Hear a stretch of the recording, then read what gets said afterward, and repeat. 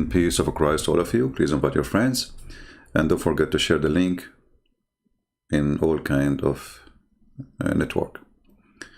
It's very important for us actually to share what we do here, because the more we get people here, the more people learn. It's not about numbers as much as about sharing knowledge. Remember, numbers doesn't count. Quality always count. The reason actually I'm late, I don't really prepare for what I do. I mean, I saw a comment yesterday, and the Muslim, he posted a comment, but looked like he deleted it, and all this time I'm looking for it, trying to find it, I cannot find it, because I told him I'm going to wait for my answer. He said, imagine you are in a boat. This is at the beginning of his, it's like long article. Muslims, they are very good in copy and paste. Imagine if you are in a boat. Don't you want to know where you're going? I don't know. The Muslims, I assume that Muslims are a nation, assume with experience, let us say. They are people who don't listen. They don't. Nobody want to listen. Don't you want to know where you're going? I mean, how many times we repeat for them that you Muslims believe in fate, not in choice? Which means it's not you who decide where you're going, and you do not know where you're going.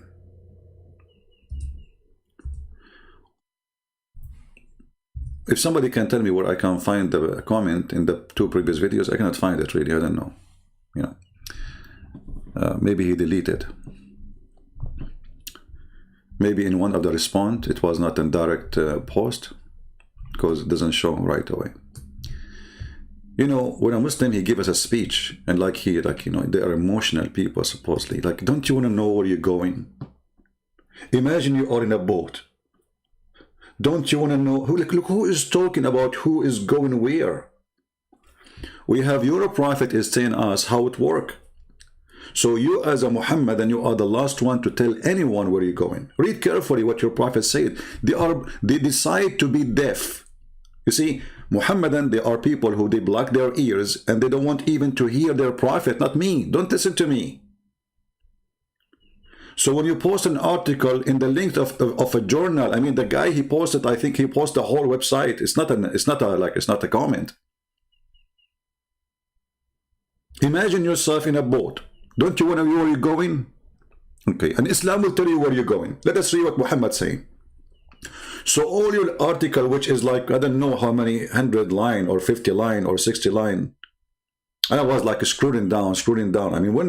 When this post will end, it's a comment, supposedly. Copy paste nation. Read carefully with me. How many times we need to repeat this to you every day? How long you will stay ignorant? You do not know where you're going as a Muslim. According to your religion, your prophet explained where you're going. He is saying to you clearly and loudly, we don't know. Because it's based in your luck. If Allah decides to send you to hell, you are going to go to hell. It's not what you do. Muhammad is swearing by Allah, not Christian prince. Look like even Muhammad don't count for them. I think Muslims don't believe in Muhammad no more. Muhammad is a stupid idiot, and we will not listen to him. Muhammad taken an oath by Allah, the fabricated God. By Allah, a person among you, or a man, may do the deeds of people of fire, till there is one only a cubit, an arm breadth distance. Almost you are there, 90, and less than a meter distance between you and the gate of heaven, or the gate of hell. And then that is written, which Allah had ordered the angels to write, proceed, and he does the deeds of people of paradise, and he entered. So let us say, assume that Muslims, they speak that you have to have a good deed, you have to be a good person, which is false. And we can prove that all of this is a false good person. In Islam, there's no teaching of a good person. They say to you, don't drink, that will make you good, but beat your wife.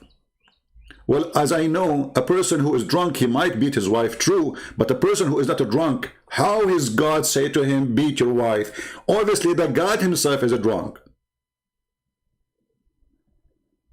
What kind of a person? He claimed to be God, teaching me how to fix my family, and I fix my family by beating my wife.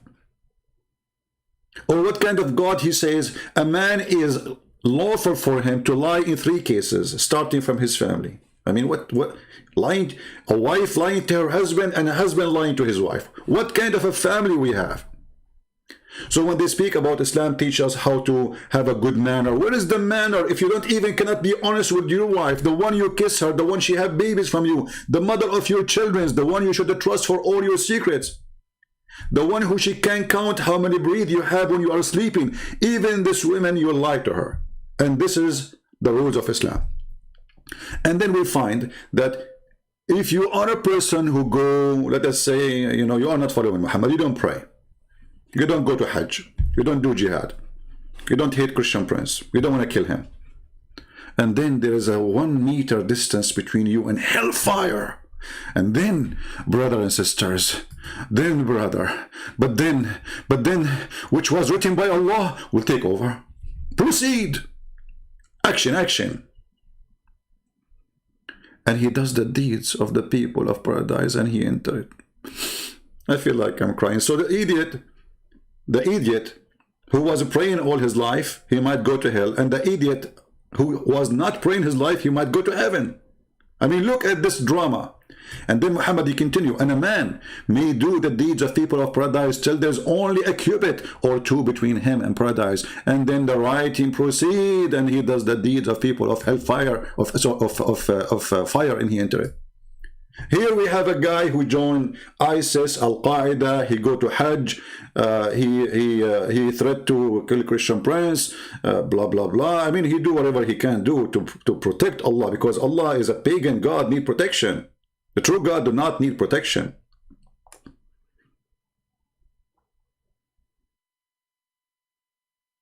So this person doing jihad, praying to Allah, shaving his pubic area, and drinking camel urine.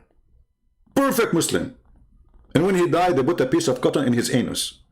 Why? Because there's 99 dragons will go inside his anus. True story. I mean, obviously, the Prophet is right. If you put a piece of cotton in your anus, the dragon cannot get in. Look like the dragon, he have a weakness spot. Cotton. You put a cotton there, you are safe. And actually, Muhammad, he gave them more security too. He says, if you are a person who read this Quran, your button is protected. I mean, have you ever heard of a stupid, silly religion like this? If you read their scriptures, as they call it scriptures, then your anus is protected. I mean, how stupid you are, even to insult your book, to say reading Quran, protect your anus.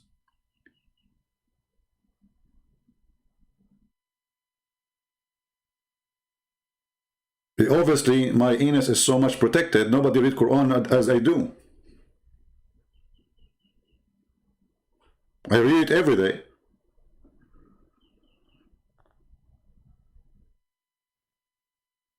"99 dragons, every dragon have 9 heads, or 7 heads, depending on the story, because Muhammad, he cannot repeat the same story twice correctly.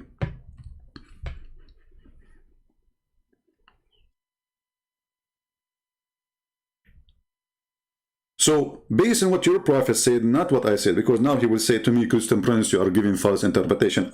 Even this one need interpretation? Even this one need interpretation?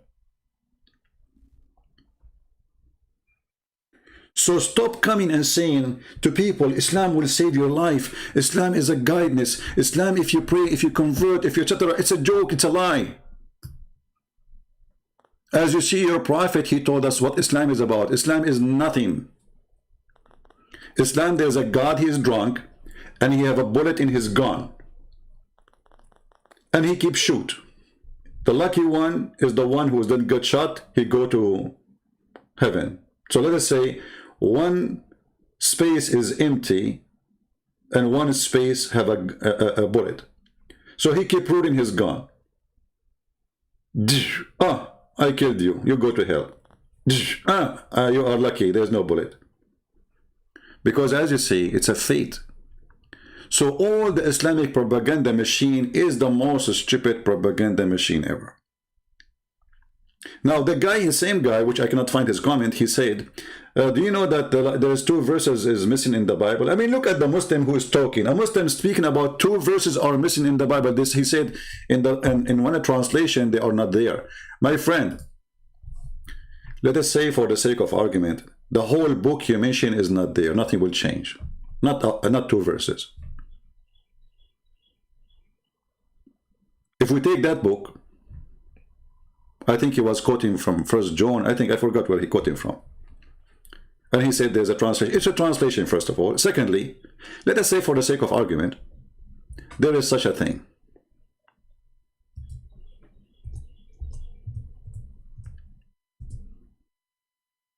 How you as a Muslim talk about such a thing? Because always this will backfire on you. And I will tell you why. When the Muslim, he come to us and he say the Bible is corrupted, what Christians they do usually? Ask any Christian, go to any Christian channel, YouTube, whatever. For years and years I keep repeating to Christians, don't do this. Don't defend the Bible. You do not need to defend the Bible. They just gave you actually a bullet to shoot Muhammad in his bum.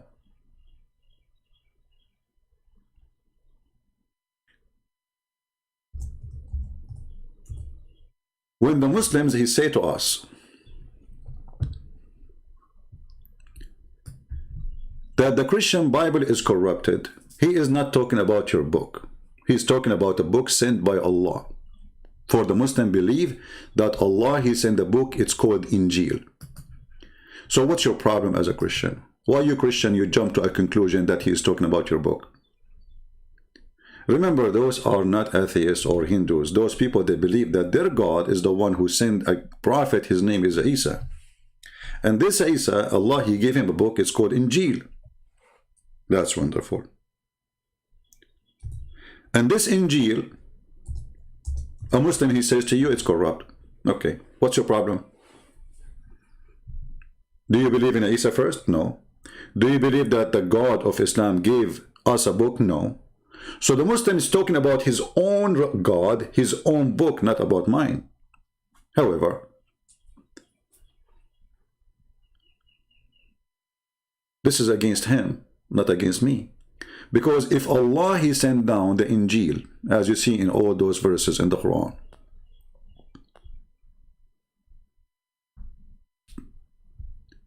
who is the one should protect the book? This is not my book. This is the book of Allah, supposedly.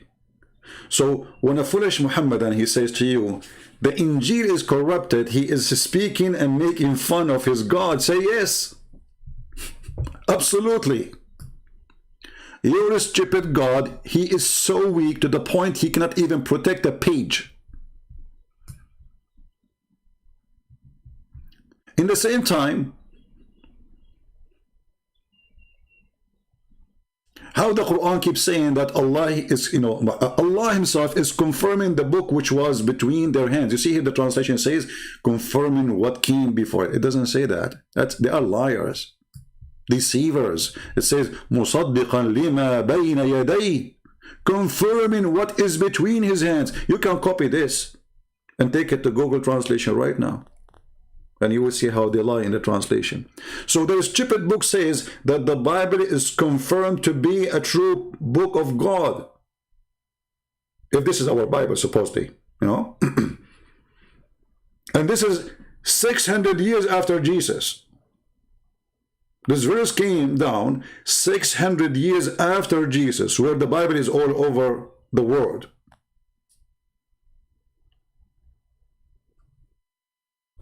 So how a Muhammadan, he says something against his own book? And if I ask the Muhammadan, and every Muhammadan, he is now with us in the chat, can a Muslim show me where Muhammad, he says the Bible is corrupt? They cannot. Let me show you what they will show you. But first, let us change the translator here just to show you how the corruption of this religion work.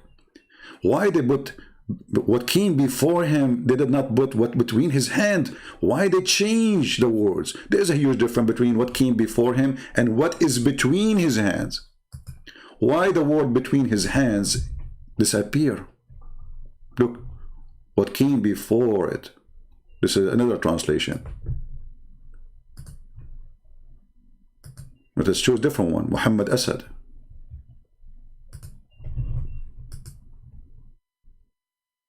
Look at this guy here. Look at this guy. Look at this scumbag.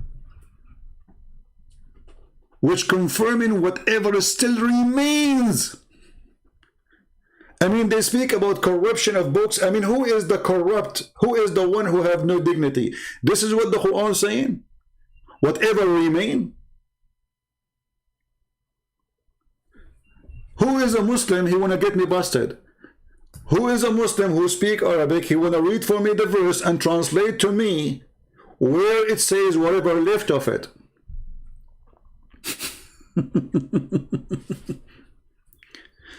Oh boy. What a religion. What a dignity. What, you know, this is a religion. The second you follow it, you became a certified liar. We change the translator, you will see that those words disappear. Let us go to Biktar. Let us see, Biktar, he will say whatever left over. Confirming what is revealed before it. The word between his hands is gone. It's not there. The word hand is not there. Nobody want to put it there. Let us change. Let us see. Sahih International. Confirming what was before it. Was. You see, was. Not what is between his hand now. No, was. Let us see more. Shakir.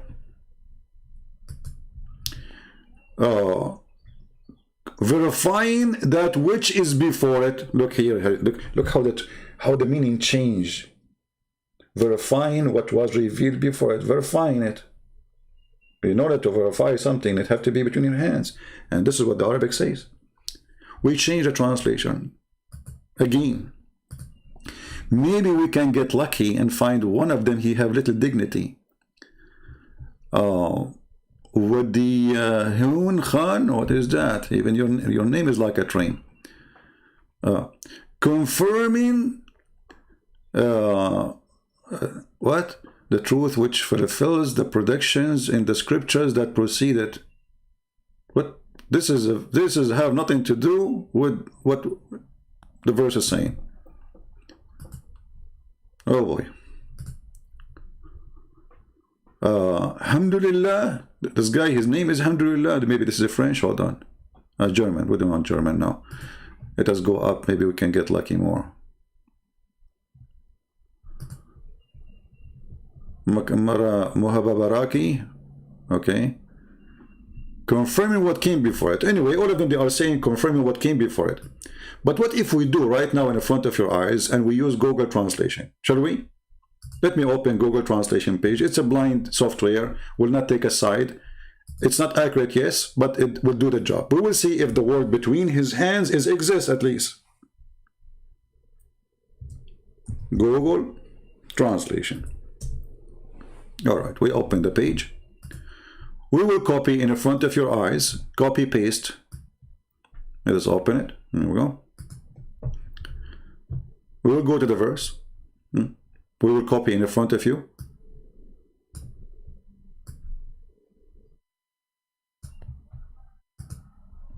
Copy. And then we go to Google Translation. Send down to you the book of a truth, confirming what was between his hands. But what was between his hands? Muhammad is there. The translation is not accurate. مُصَدِّقًا لِمَا بَيْنَ يَدَيْهِ, which is between his hands. The correct translation. So you notice that the word between his hands, confirming what is between his hands, is gone. The word hands is gone. Between is gone. Why they do that? Because that will cause a trouble. However, no problem. If we go to different verse in the Quran, forget about this one.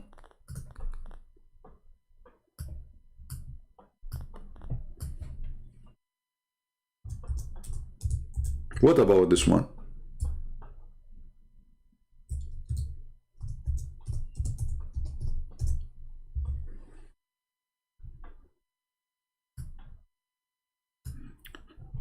All these verses saying, confirming what is with them. Now, it's not what Muhammad, you see, the verse we gave you before is about a Bible supposedly between the hands of Muhammad.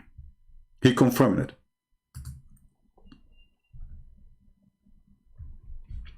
And when come to them, to the Jews and the Christians, he is putting between bracket words. It's not there. The word Jews is not there. So when it come to them, to the Jews, a book, the Quran, between two bracket, or from Allah confirming what is with them.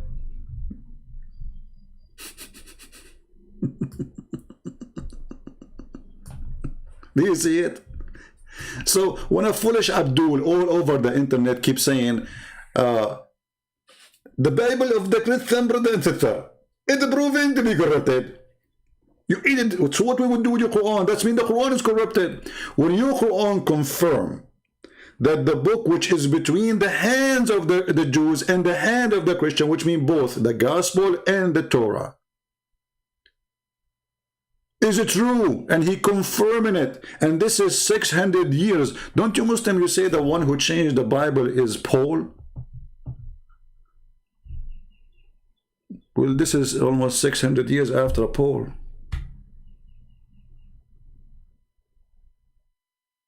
And you're God confirming what Paul he said. So the Muslims, when they come to us and they speak about the Bible corruption, this is even against their God, because if this is true, that means their God is weak, he cannot protect his book. He is the one who sent the Injil according to them. And then this God, he cannot protect his book. And then you need to ask yourself, why does God, he don't protect his book? What is the problem? There's a video, let me see if I can find it. They ask Nu'man Khan, I have it open, I think. Let me see. This is a previous video from the last time. Let us close it. Okay. All right. They are asking Nu'man Khan a question. Why only the Quran is preserved? Why? The Muslim, he have an answer for that. This is easy. And Muhammad, and he knew everything. So why the only one who knows, the only book is preserved? Allah, he sent 124,000 prophet, which means 124,000 books. And then all the books of Allah are corrupted except one, brother. That make Allah the worst of librarian. Imagine you are a person who have a library and you are an author of books and you wrote 124,000 books, and you idiot, you did not protect your books, and the end you decide, you know what I'm doing, I'm being stupid here, I keep writing books and they keep corrupting it. I mean, what's wrong with me? I keep writing book after book after book after book, 124,000 books, and each time I send a book, they give me a finger.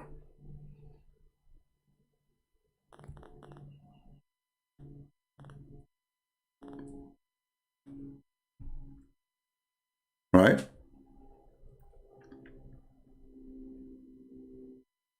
So this is against them, not against us. The claim that the Bible is corrupt is against them. If you are a person who want to believe in God, that he sent 124,000 messengers with them 124,000 books, and he could not protect any book except the book is called the Quran. This is their claim. How stupid is that? Now listen carefully. I did not watch the video, by the way. I searched for the name, you know. I searched and I start the beginning of it, but I did not hear the answer yet. So let's see. To ask question, let me seize this opportunity for a reason. As I'm a student of Bahina Online, I have benefited a lot from Quran Tafsir cover to cover series and Arabic Urdu Sunnah. MashaAllah, Jazakallah Khair Sheikh. Everybody here, please subscribe to Noman Ali Khan, Facebook and Bahina. You will really know Allah's kalam word by word. and meaning by meaning. I don't know. Is that in English? I'm not. Maybe I chose the wrong. You know, I don't know. You speak English? And he has unearthed so many gems, mashallah. Jazakallah khair. Can you put forward your question if you have one? There is a numerous miracles in the Quran. One of the most miracle which I have been always wondering about is Allah subhanahu wa ta'ala has preserved this Quran for so many years till Day of Judgment. Why is it the other revelations like Injil and Torah is not preserved? Does it have any effect on the Quran, which is said it will not be preserved, and the Ummah is left in confusion? Bismillah wa salatu wa salam. Jazakallahu khairan for your question. Allah Azza wa Jal, in His wisdom, gave the responsibility of protecting the revelation every time to the Ummah that it was given to.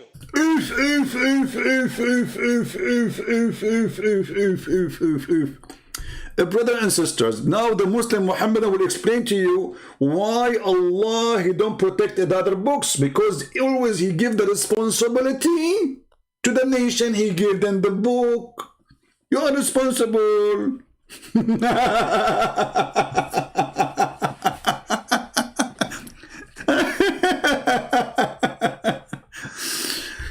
Let us open the Quran and laugh at this idiot, because what he is saying is hilarious and will expose the God of Islam.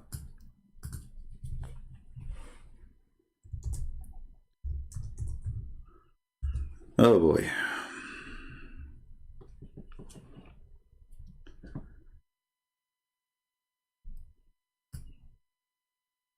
Read carefully with me and die laughing.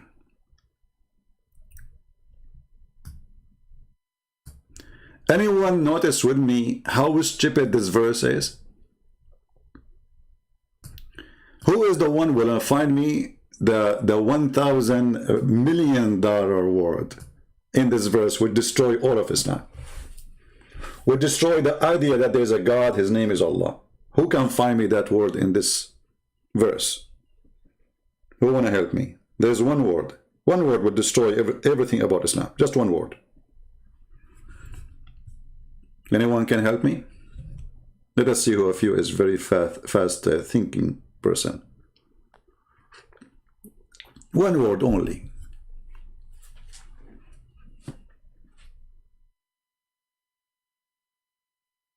Anyone knows? He just entrusted. Thank you, Tarivis. Entrusted. Do you know what entrusted mean?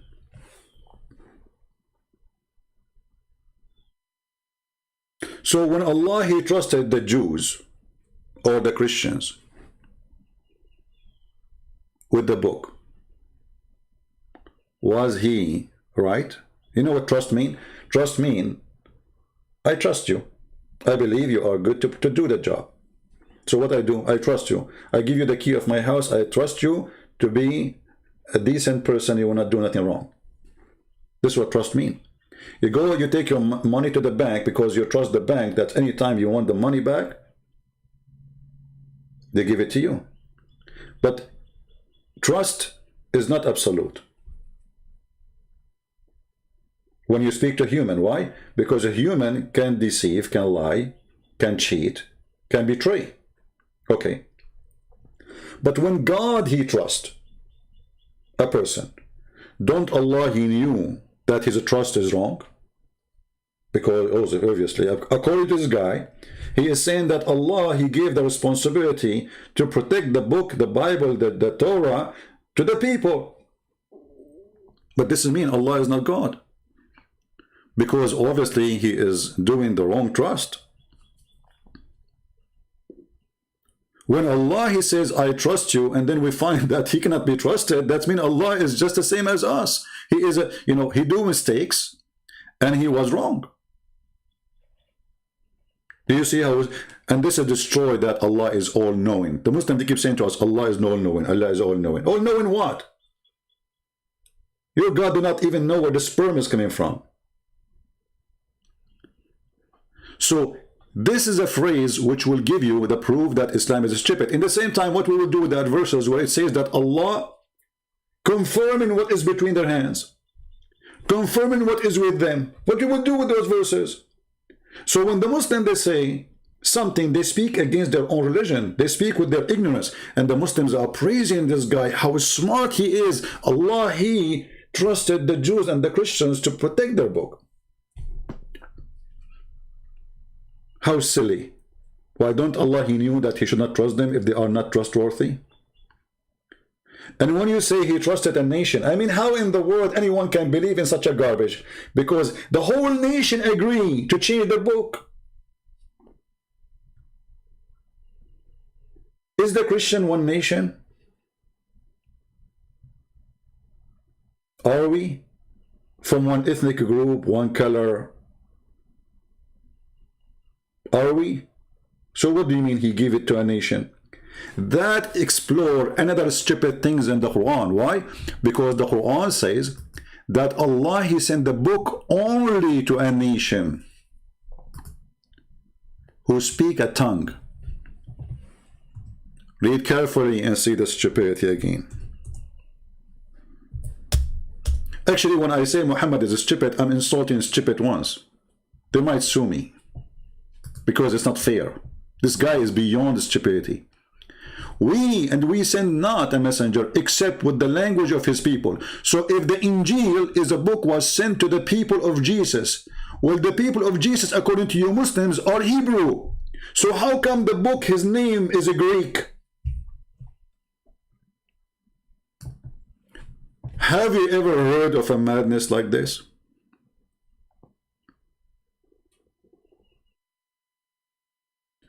Jesus was sent to the people of Israel, and yet his book is in Greek, because this is what the word Injil is.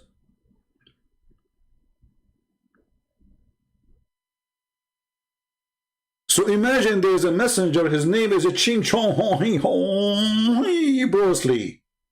Allah, he sent him to China, and Bruce Lee, he gave him they gave them a Greek book. Genius. But look, it says clearly, and we send not a messenger except with the language of his people. So he have to be from the people, speaking the tongue of the people. So when this edit, he says that, and the Quran says that Allah, he sent a book and trusted the nation with that book. That's mean Jesus, he been given a book, a Greek book, and he gave it to the Greek. And that's mean Jesus is not from Israel or born in Israel. He's a Greek.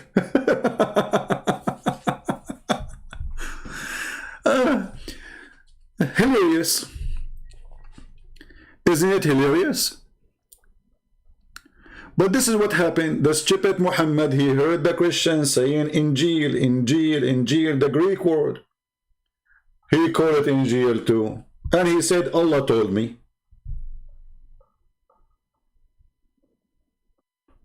He didn't know by choosing such a word, he just get himself busted in the same time. By the way, if there's any Muslim who would like to call me, I will open my pal talk anytime you want, if you like to challenge me. When the Quran says we send not a messenger except with the language of his people. So how Muhammad can be a messenger to a person speak Urdu? Or a Turkish guy, Aman Rabbi Aman, Baragam Baragam. Or somebody from Germany, Afshnachtischt. Or somebody from Russia, my name is Olga, from Russia. How Muhammad can be a messenger for them when the Quran says we never send a messenger unless he is from the people, speaking the tongue of the people. Never, never we send. The Muslim, they have an answer for you. They will say, oh, this is for all the Prophet before Muhammad. But Abdul, he said in the time of Muhammad, this is a message was given to Muhammad, not to someone after Muhammad. So he said we never sent, we never. Muhammad was sent already. Muhammad is already a messenger. So imagine I am already a messenger of Allah for the last 10 years. And then Allah, he says to me, we never send a messenger except in the language of his people, to people they can understand. And then I say to you, oh, he's speaking about people before me. How stupid are you? He just said, we never sent. Muhammad already is sent.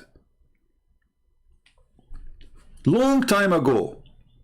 And the Quran make it more clear, which actually this is the only place the Quran trying to be, let us say, logical. Look at this. Why Allah, he never sent a messenger except he speak the tongue of the people and he is from the people, which means he is not a person who learn a language. He is a person, he is from the people. Listen carefully. This doesn't go for someone he speak a language of a nation. No. You have to be from the nation. The Quran is so clear. Even we don't agree with the Muslim Abdul translation, but even this one is so clear. And you can change the translation if you want. So there's two conditions for a messenger to be sent to a nation. He have to be a person who know the language of the people. And those are his people. Muhammad, he just lost the reason to be a prophet to any nation except the Arab. Correct? Muhammad, he lost the claim. Muhammad, he said that when he thought in the beginning he will not be successful even with the Arab. He was trying to present himself as an Arab messenger. And then suddenly Muhammad, he switched the switch. Suddenly he became for everybody. Everybody have to be subdued to Islam, otherwise die or give me your woman.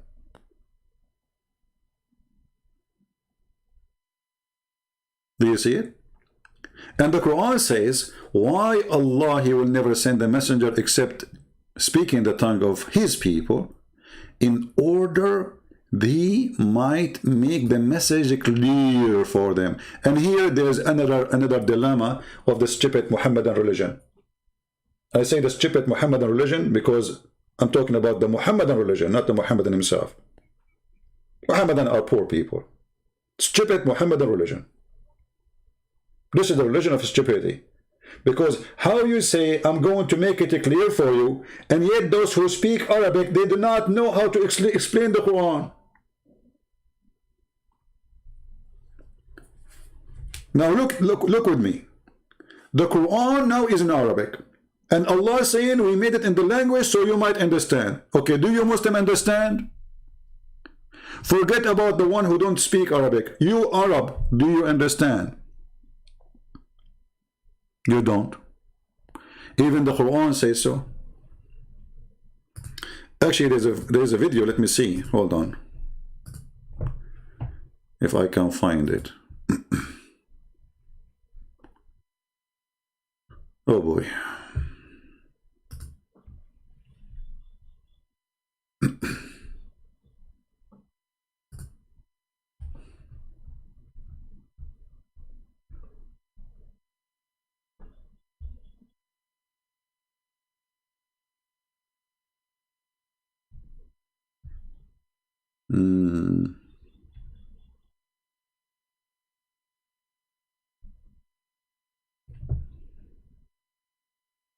All right, let us see this one.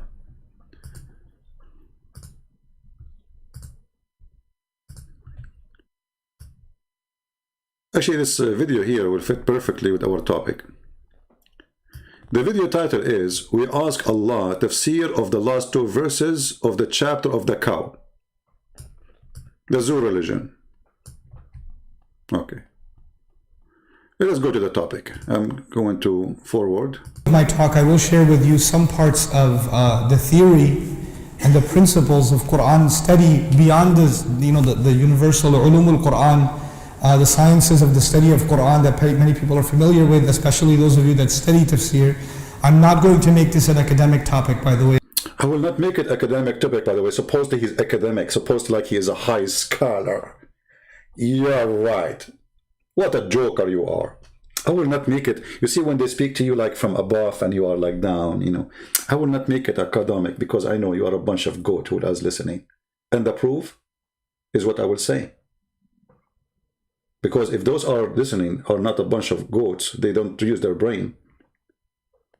How come nobody stands for him and says, are you stupid or what?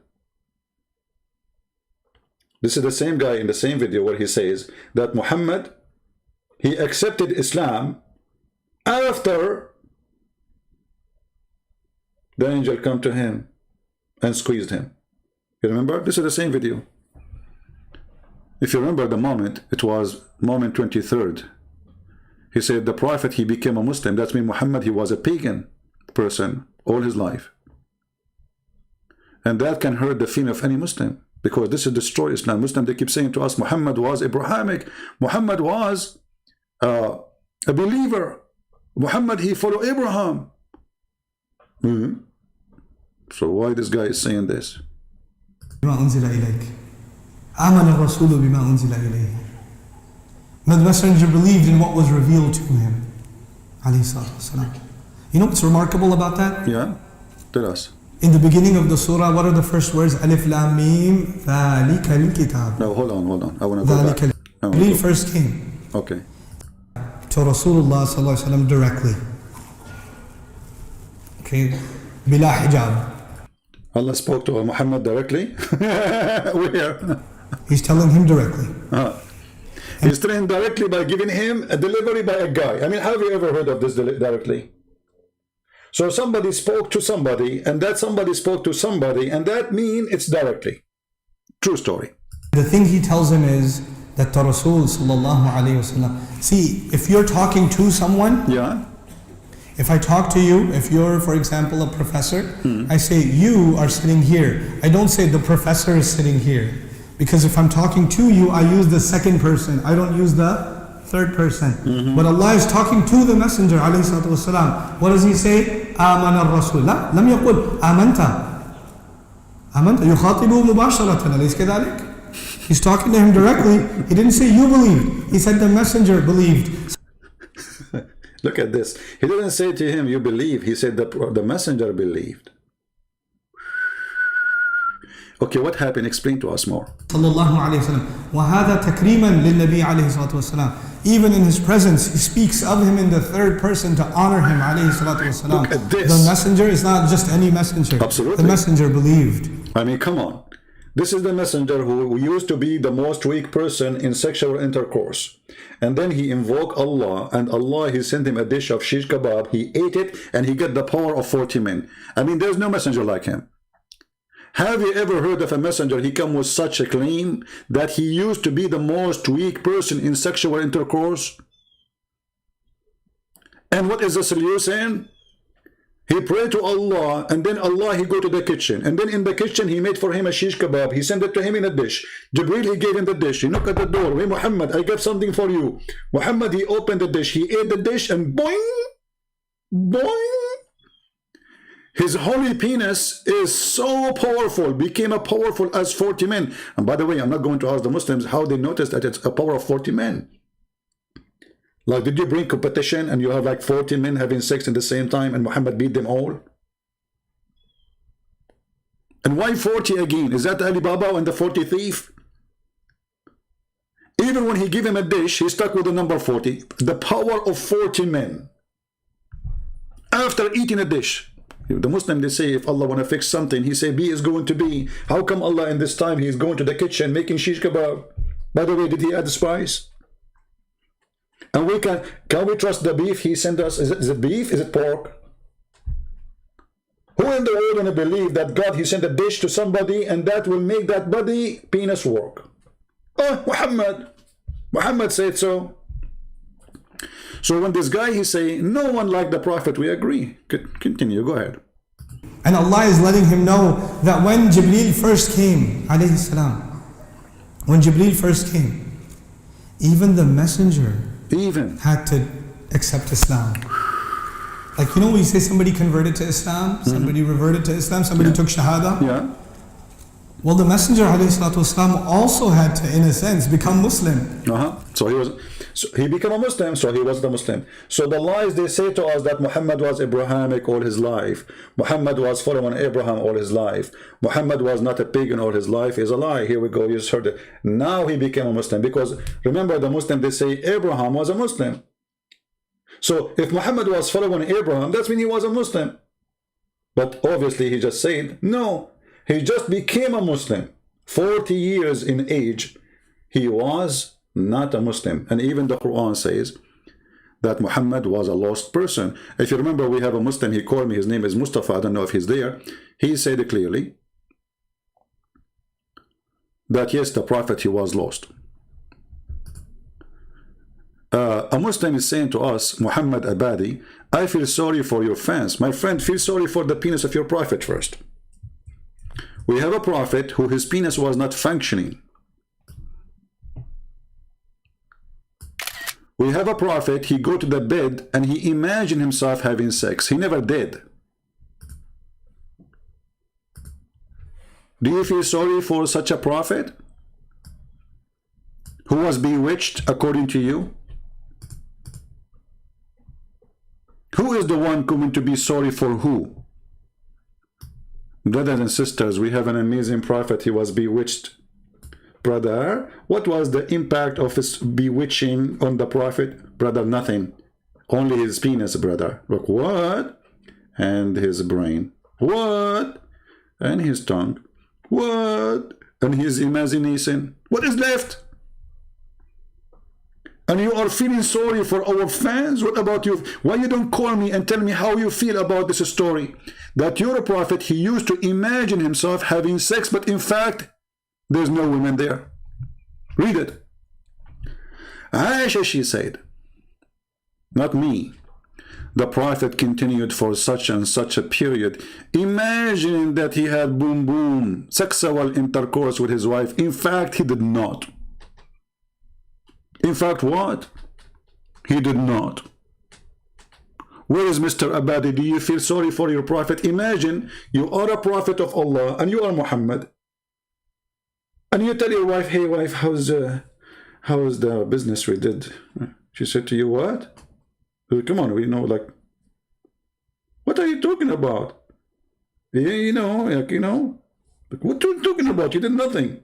Then he go to the second wife. Hey, Hafsa, how is the boom boom, What boom boom? You did not even touch me for the last month.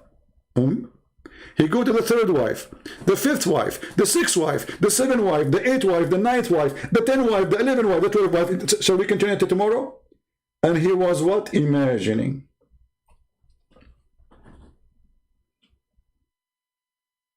He was what? Imagining. Now here we have another issue here. As long Muhammad is imagining and is proven to be illusional, how we can trust him that he was seeing an angel and he was seeing a messenger of God giving him Quran? The guy is proven in their books that he is crazy. He cannot recognize what is reality and what is fiction. To the point, Muhammad is a person who have no witnesses even for his sex.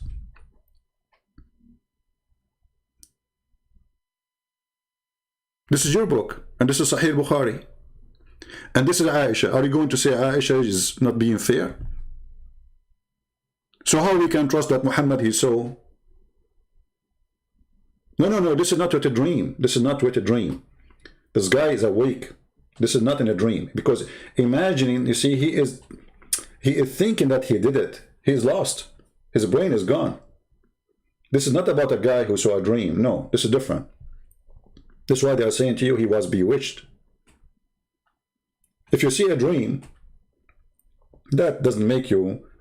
You see, the Arab, they call anyone who loses his mind. They can't explain why he is saying things or doing things. They say he was bewitched. As simple as that.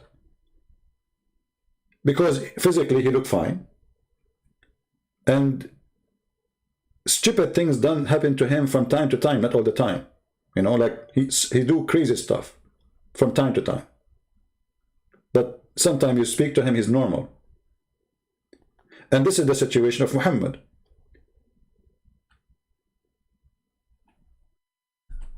Now, if we go back to the video, which we are playing for you, I want to show you what this person he said about the Quran, and I want the Muslim to listen carefully. Remember, the video supposedly is about explaining 2 verses in the Quran. And remember, the Quran says, as we showed you, that Allah, He made the Quran clear to you. In order to make it clear, He made it in Arabic. An hour, 2 hours and 7-minute videos to explain 2 verses. Can you believe it? 2 hours and 7 minutes lecturer to explain 2 verses. Do you see how he cleared the Quran? And did he clear it? No, because we die laughing at it. Listen carefully what he will say in the beginning. I will go and let us see when he starts. Sheikh starts getting super high academic, then it's like he's releasing sleeping gas from his mouth, and you just inna lillahi wa inna ilayhi raji'un, right? And so first thing you hear is inna alhamdulillah, and the next thing you hear is aqim salat. That's the only thing you hear. So he's making fun of Islamic teachers. He says something, he ended because he explained nothing, and supposedly he is going to explain to us. Go ahead, mister. Yeah, stop making fun of the rest of the Muslims. He is the genius. So we'll try not to do that, inshallah ta'ala. But anyway, one of the cool things I want to share with you is that one of the most fascinating studies in the Quran is actually how the surahs of the Quran are organized. And this is actually a number of different subjects together. The first subject is how are the surahs themselves organized. Fatiha is first, Baqarah is second, Ali Imran is third, etc., etc. Why are they in this order? Because from a Western academic standpoint, and by the way, the first time I studied Quran seriously, it was not from Muslims. It was from non-Muslims. Take a note. The first time this person, he studied Quran seriously, it was not from Muslims. Muslims never study Quran seriously. Their study is a joke. He learned it from us, how to study Quran seriously. Now listen carefully what he learned. And when they study the Quran, they don't say, Alhamdulillah wa salatu wa salamu ala Rasulillah. They begin, like they study any literature, they start with criticism. We start, when we study the book of Allah, we begin with hamd, we begin with praise. We begin with iman, that this is the best, وَالرَّاسِخُونَ فِي الْعِلْمِ يَقُولُونَ آمَنَّا بِهِ كُلُّ مِنْ عِنْدِ رَبِّنَا. Okay, this is what we say. That's not what they say. They begin with criticism. And the funny thing, suppose he is a smart teacher, but then he read in Arabic, or he say sentence in Arabic, but he don't translate it. But all the audience are English-speaking people. I mean, do you see the stupidity? This is the lack of intellect. Because when you quote, when you say something in Arabic, and all your audience are English-speaking people, and you don't translate what you just said, how stupid is that? What's the point of saying that sentence? Because you want to show he's a scholar, he knew Arabic. It's a show time. Criticism, skepticism. And so the first exposure, one of the first serious exposures I had to the Quran was actually criticism. And the first criticism was the Quran is unorganized. The surahs are in this random order, and the subject keeps going from one to the other, and even they call them chapters of the Quran, right? That's what they call it. But they don't call it surah, they call it a chapter. Even though a chapter and a surah are not the same thing at all. Hold on. They call it a chapter, they don't call it a surah. Why your God, he did not name every surah by surah?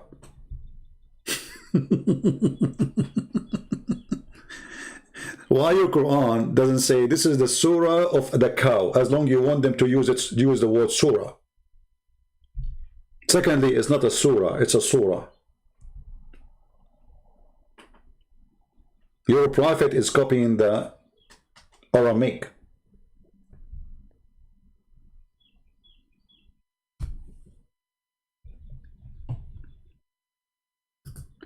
And he mentioned something very important, that those who study the Quran, right away they will find that the Quran is an organized book. Did you hear it, Muslims? And he agreed. And he will agree, and he will confirm that.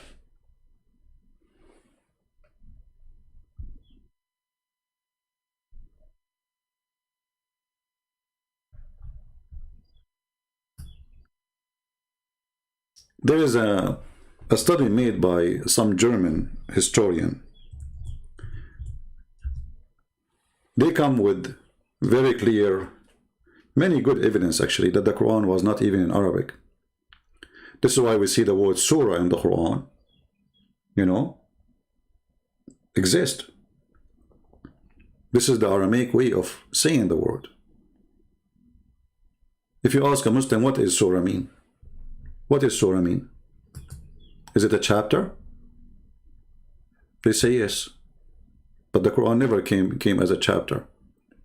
The guy now, he will tell you how surah work. What surah? What does the word surah mean?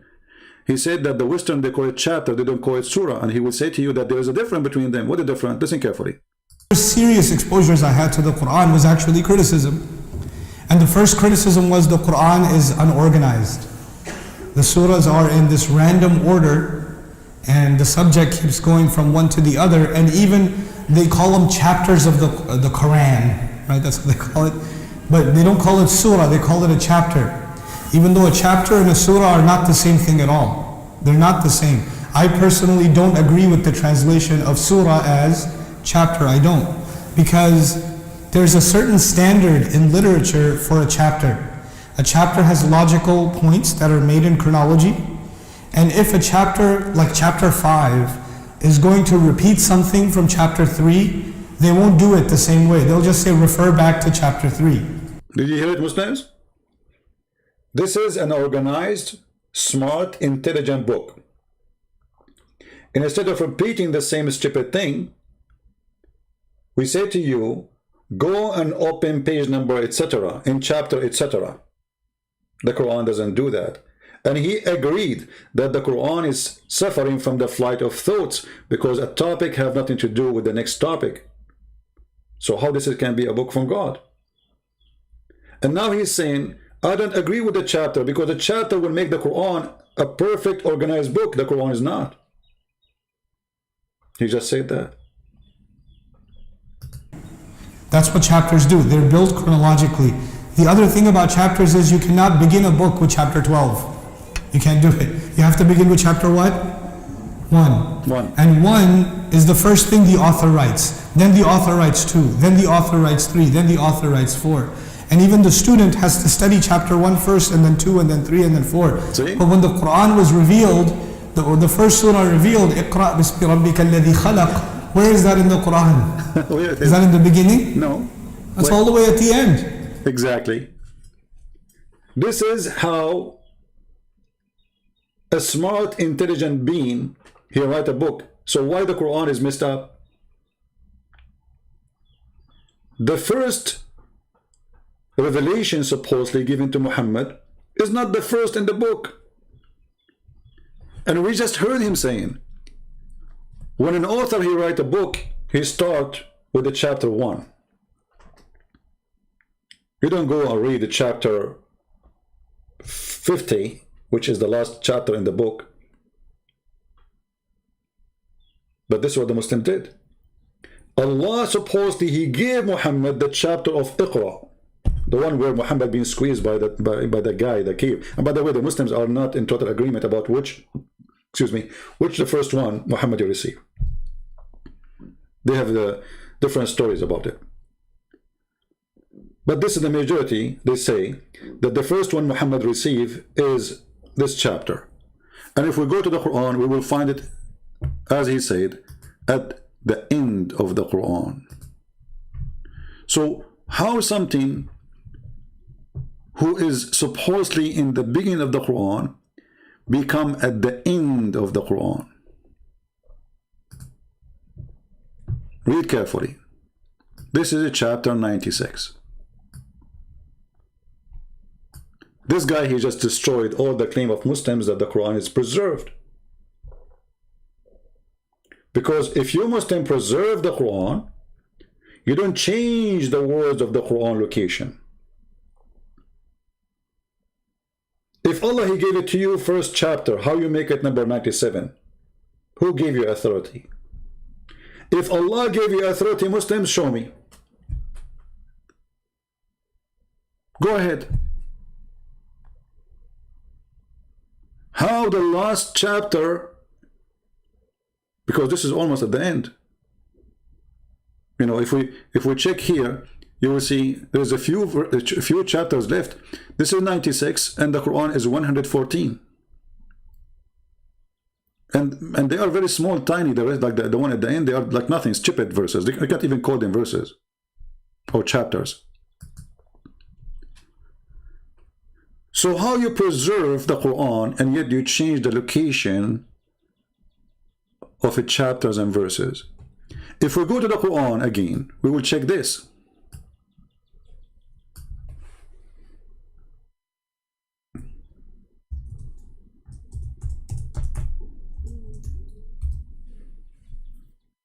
Read carefully.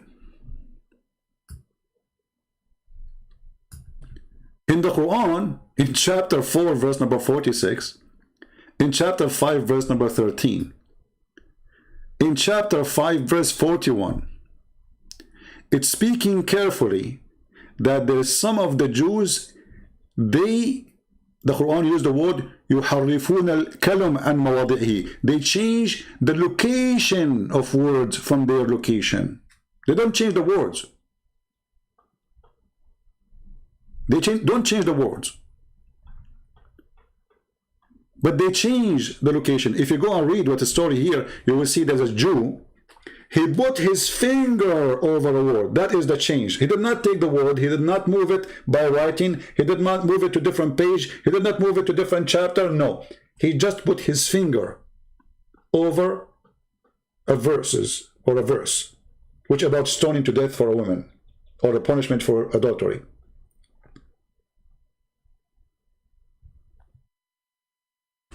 So the Quran saying it's forbidden to change the location of God's words, even by putting your finger in the top of them. So how you Muslim, you change the whole chapters from their locations?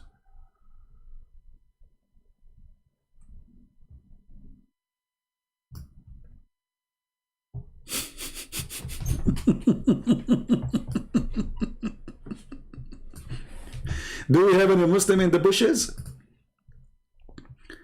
If the Quran confirms that a change in location of verses or words from their right place, and the story, the Jews did not even change it, there's just a guy, he put his finger in the top of a line so Muhammad cannot see it. Go and read the interpretation. Actually, there's a hadith about it.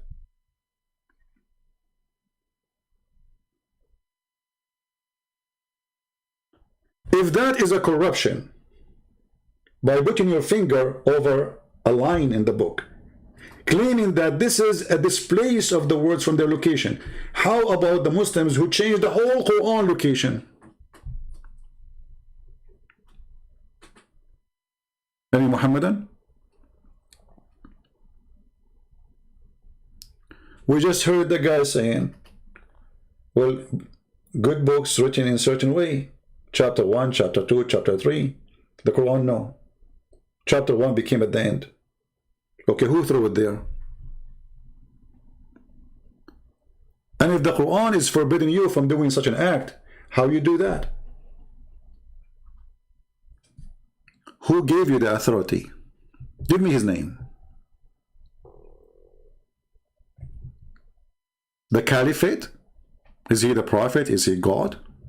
Is the Caliphate fixing Allah messed up book? Because this guy is saying to us that this is how the Quran is made today. Who made it this way? Let us hear more so we can laugh more. So if you're studying Quran right now from the beginning, you're going to read the first revelation at the end of your journey. It's very different. So then the order is not even the order in which it was revealed. It's not chronological. No, it's not. The other problem is the order, you know, understandably the order. Hold on. Did he say the other problem? Did I hear correctly that the person he just said, the other problem?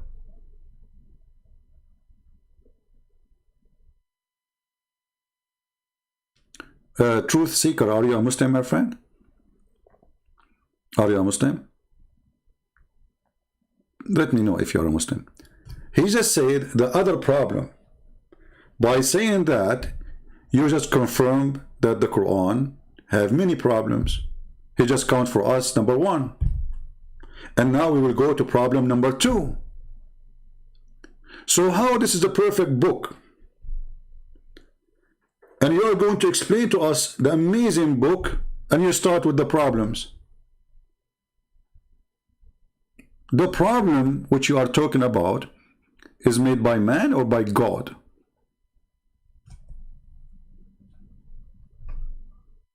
Order is not, it doesn't seem to be organized by subject. What that Did you hear it?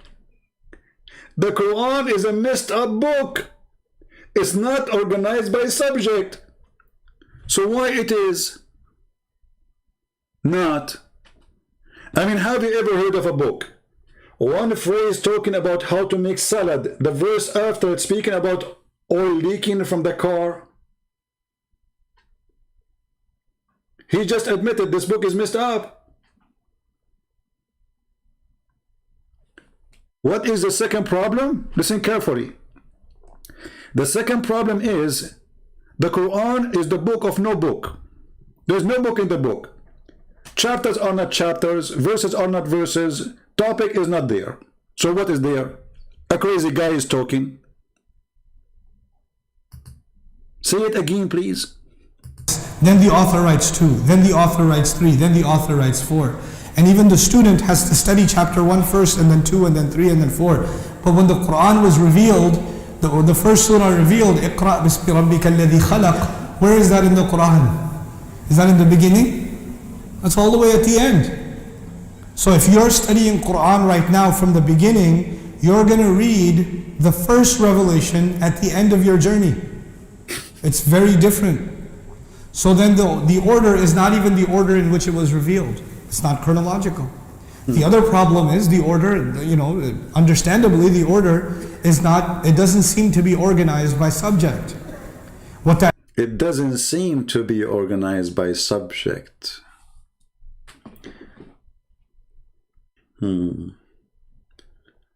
So Allah was wrong. Stupid God. We have to fix what he did. But even after we made the book for him a book, still it's messed up. Tell us more. What that means is that the subject matter in the Quran, like in Surah Al-Baqarah, today we're talking about Surah Al-Baqarah, the biggest surah of the Quran, 286 ayat, revealed over several years. One part of it is actually Makki, the last. Hold on. Guys, did you just hear what he said? Did you just hear? This is a chapter revealed over many years. So how it became a chapter? Muhammad was not receiving in chapters. He did not. Muhammad was just receiving Quran. So who are you? And who is the one who put those verses, the one you called them Al-Baqarah, together? If Allah did not give him those verses together, he received them within years, and within those years he received many other verses exist in other chapters. So who is the one who decide where to put this verse and that verse? If you want to say to me Muhammad he decided, that means Muhammad is stupid, because you just admitted it's not organized. So what is the reason to put them together? Stupidity. We just heard him saying that obviously seemed like the book is not topic organized. Wonderful. So who decide to put those verses together and make them a chapter? Are we making a salad dish? Is that a book of God, or we as a believers we decide what to put there, what we put it? Oh, yeah, brother, we should move this verse and put it there. I think it's better. It's up to you, right? But we just showed you the verses from the Quran saying that those who change words from their location, they are bad people.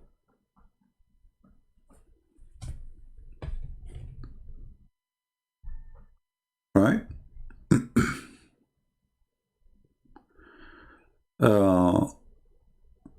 If this Christian prince was not a liar, he would provide the link A video? It's here. I will show you the link. Here we go. Guys, here we go. This is the link. I mean, look how stupid even they're coming. I'm playing the video, you idiot. Which one is more important, playing the video or giving you the link? Look how deep he is. As if I am making my own video. I mean, the guy is speaking in front of them in the video, and this is their own institute. The Bayina Institute. 1.11 million subscriber. If he is not a liar, he will provide you with the link. If he is not a liar, I'm playing the video for them, and yet I'm a liar. I mean, can you believe it? If he is not a liar, he will provide you a video for the link. Genius. You just get me busted, man. I don't know what to do now. I don't know what to do. Guys, I have to go, sorry. I mean, this guy, he got me busted. That's it, what I can say now. In one click, in 2 seconds, he got me busted and I'm gone. If he's not a liar, he would provide a link to the video. Do you want to call me and sing it for us? You idiot, we are playing the video for you. Which one is more important? And how many times I say the video name? We will explain the last verses, 2 verses of the Surah of Al-Baqarah. The influence of camel urine. Continue, Abdul. Last 2 ayat are Makki. These were revealed at the Mi'raj. So the most of the surah is revealed after the Prophet migrated, alayhi salatu wasalam. But 2 ayat are from before he migrated. So this surah took almost a decade. And some say the last ayat to be revealed in the Quran belonged to Baqarah. Which means it began when the Prophet was still in Mecca, and it went on for another decade. So this surah took a long time to come down. It didn't come down in one shot. No. Now, having said that, okay, Baqarah, if you study it in the beginning, it's believers and disbelievers, you know, الَّذِينَ يُؤْمِنُونَ بِالْغَيْبِ إِنَّ الَّذِينَ كَفَرُوا سَوَاءٌ عَلَيْهِمْ. Believers and disbelievers. It talks about hypocrites, which is the third subject, right? You know, مَنْ يَقُولُ آمَنَّا بِاللَّهِ وَالْيَوْمِ الْآخِرِ وَمَا هُمْ بِمُؤْمِنِينَ. The hypocrites. Then it talks about the story of Adam alayhi salam. Then there's this huge section on the history of the Israelites, Banu Israel. Ya Bani Israel, اذكروا نعمتي التي أنعمت عليكم. A long section. And by the way, even inside that section, there is no chronology, meaning some of the events that happened in Jewish history later are mentioned before, and things that happened before are mentioned later. So it's not even chronological. Did you hear it? Did you hear it? This is the amazing book. It's called the Quran. Brother, did you see the video of the guy who heard the azan for the first time? And they put a picture for you of a guy, his mouth is open like, whoa! Like, what happened? Somebody give you a shot? Like corona shot, something? What happened? Why your mouth is open like this? He heard the azan, brother. They bring you a guy, he have a nice voice. This guy, whatever he say, is going to sound nice. This is why you will not find in any tourist area, like in Turkey or etc., you will find always they choose the best voice to recite the Quran. But the Quran inside, as you see, is the most stupid book. And because you don't understand, so you don't see the stupidity, you see the voice. How many people they enjoy, sadly, a singer singing the F word? And they dance with it. You have a nice voice, but he's using the SH word, the F word, the butt word, whatever word. Still, they are happy with it. They love it.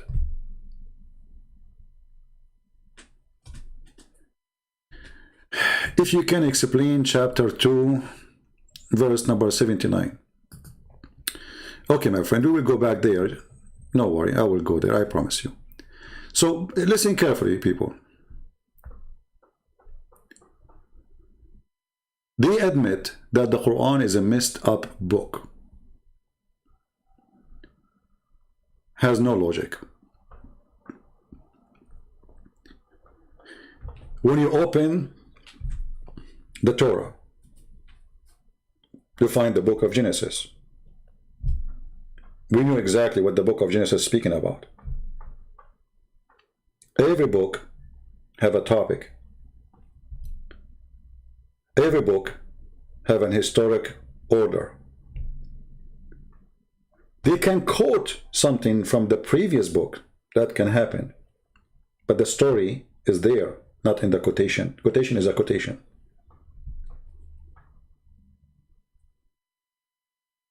The Quran is the most silly, stupid book. What this guy trying to say to you, if you read the Quran, you cannot understand anything. It's very confusing. It doesn't make any sense.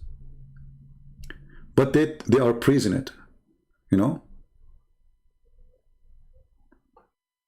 They are praising it. And what he confirmed to us, actually, that the Muslims, they wrote the book by their hand. And this is why our brother there, he's keep asking me to read chapter 2, verse number 79, where it says, "We to those who write the scripture with their own hands." But this is the Muslims who did that. If we ask the Muslims, did Allah he send you a book written by his hand? They will say no. Do you have a book written even by the hand of Muhammad? They will say no.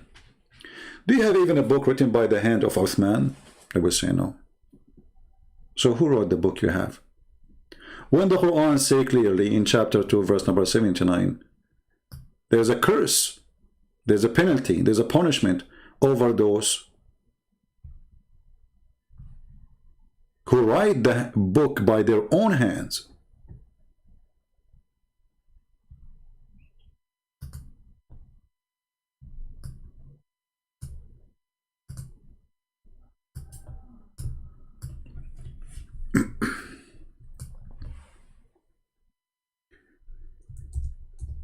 Let us find the verse.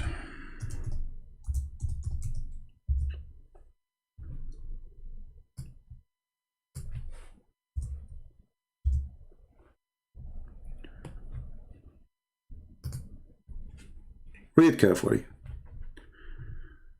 Then are we to those who write the book with their own hands.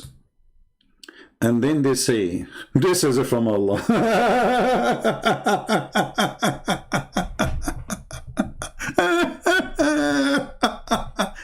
Perfectly made to expose Muhammadan. Perfectly made to expose the situation of the Quran.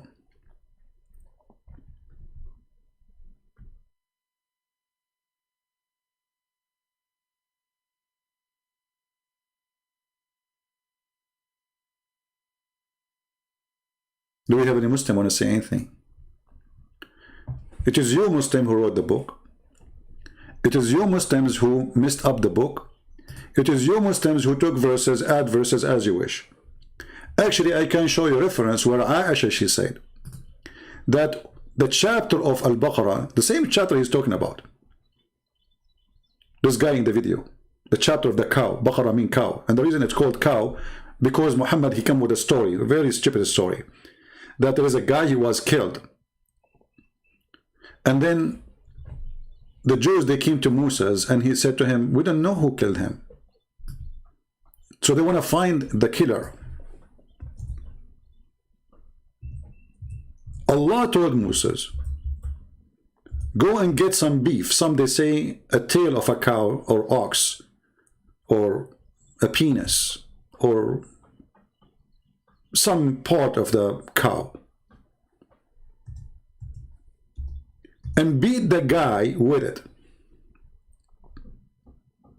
And this can be found in the same chapter, actually, if you go just a few verses before, verse number 73.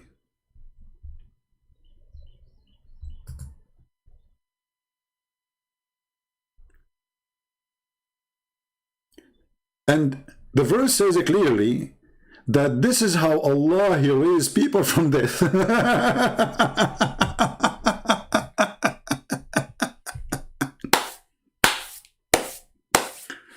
How Allah, he raised people from death? Muslims, I'm not the one who's saying so. It's your book. It says, and this is how Allah, He raised people from death. Thus, read carefully, and thus Allah bring the dead to life. How? By the cow beating. I mean, if I am a Hindu, I will convert to Islam immediately. But you might be upset because you are a Hindu, they are killing the cow. Okay, I think that's not a good idea. This is how God, He bring people from death, bring some beef and beat the guy with it.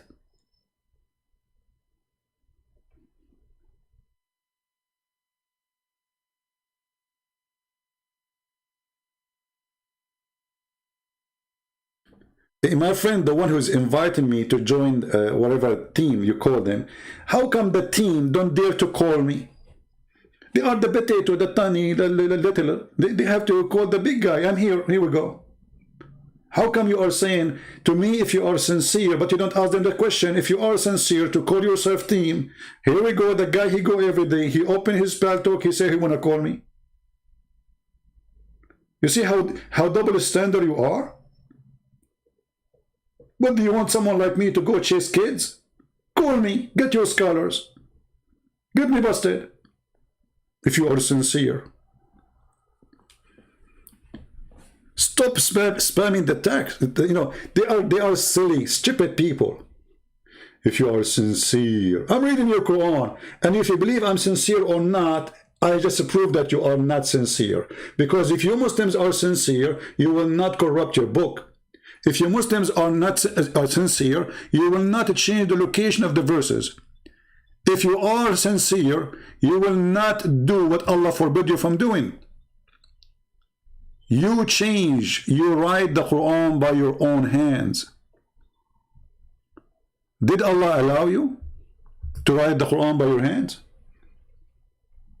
Did He?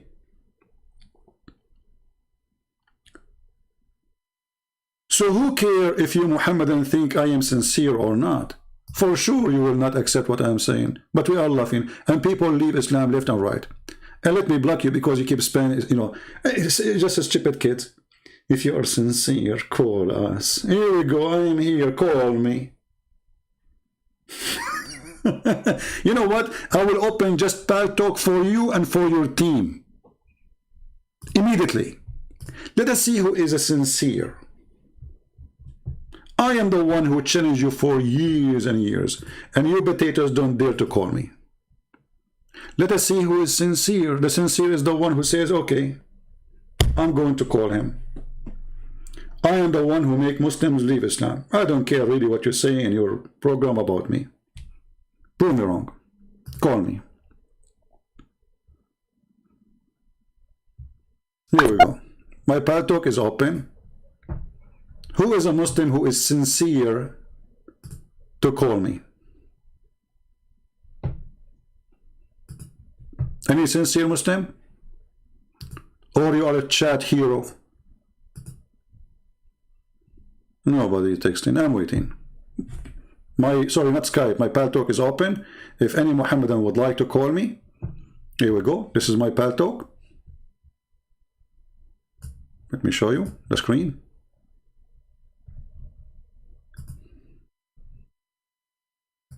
It says a Christian Prince online. What do you want more? Call me, it will appear live on air and people will see it. Text me. Let us see the heroes. Let us see the sincere Muslims who they are willing to defend their religion. You are terrified.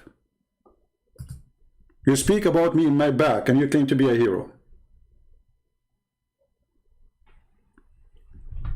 So when the Quran condemned those who write the book in their hand, but hold on, isn't it the Quran says that Allah is the one going to collect the Quran? Did He? Let's read together.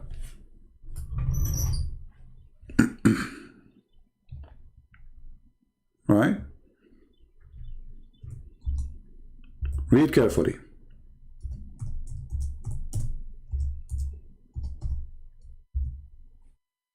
Chapter 75, verse number 17. Allah, He promised and he make it clear that it is him who will collect the Quran. Inna alayna jam'uhu wa qur'anahu.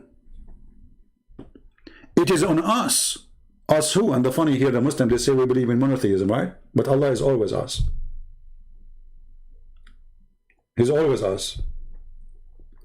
You ask the Muslim why he's us, they say, oh, because he is, like, this is majestic. So are you saying to me that your Allah, he don't feel enough respect to himself if he is one? So he decided to call himself us. Hey, Mr. Us, how you doing? Do you feel better now? I'm calling you us. Allah is us. Allah don't feel he is respected enough if he is not calling himself us. Do you see it?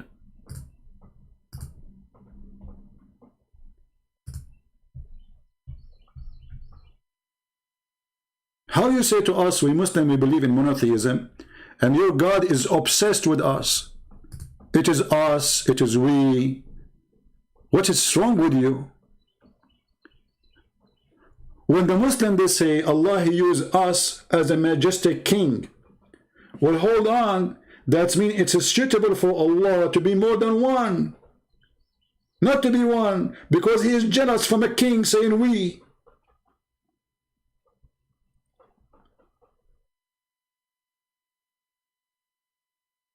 Allah is not self-confident. He don't think that he is okay if he say me.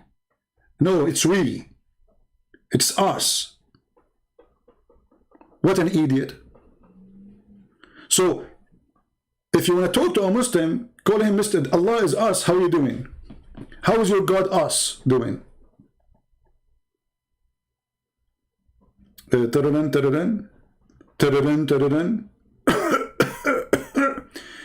I talk to Allah? Us, we hear you. Who is talking? Oh, Mr. Us, how are you? My name is Allah. But you just said us hear you.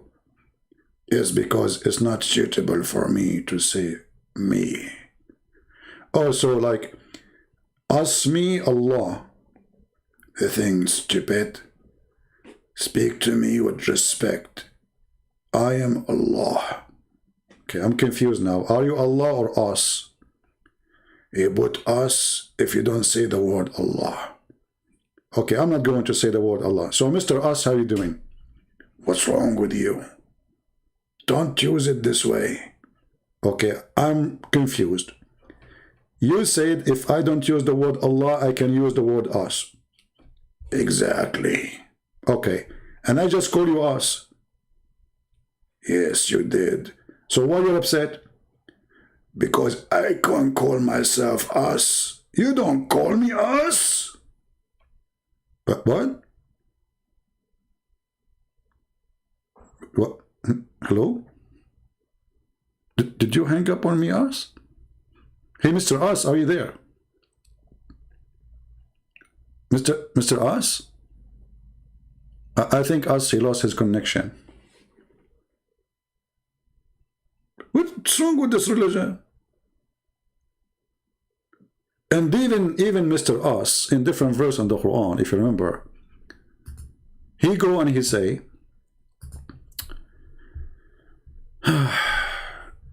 if Allah, he decide to have a partner, he will take this partner from us. Like, what the heck?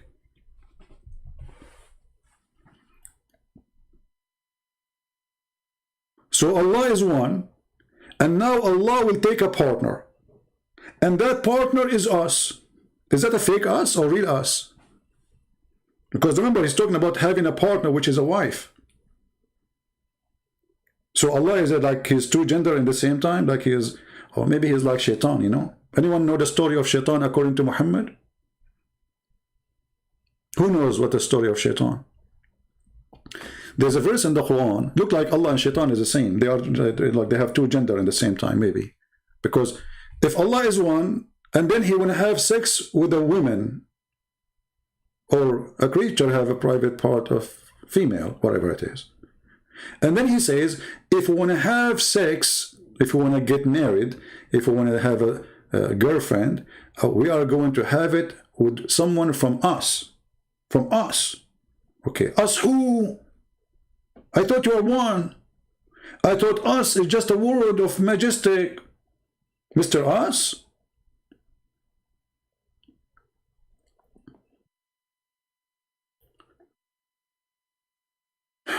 The logic of Muhammadan.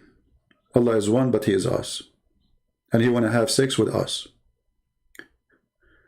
There's a verse in the Quran speaking about shaitan, he have a children's.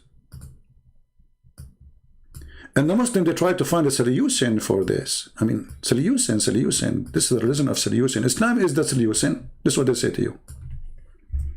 So how the Muslims, they come with the solution for this story, that shaitan, he have a children's.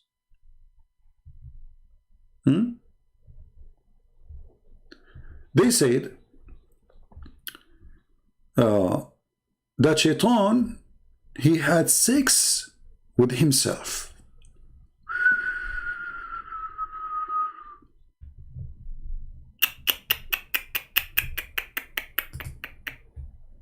He had sex with who?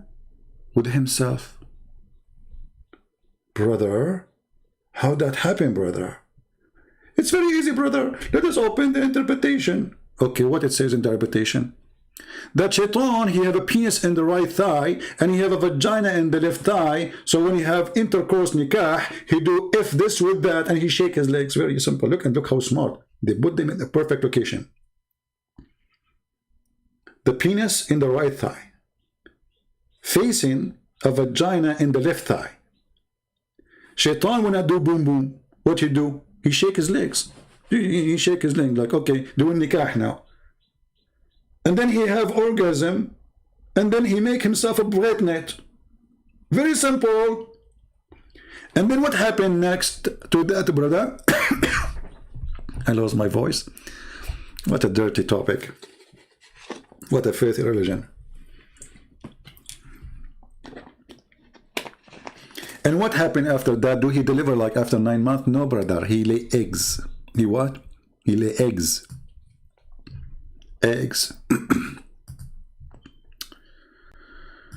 Oh. He lay eggs. True story. Any Muslim will say I'm making up stories? Anyone?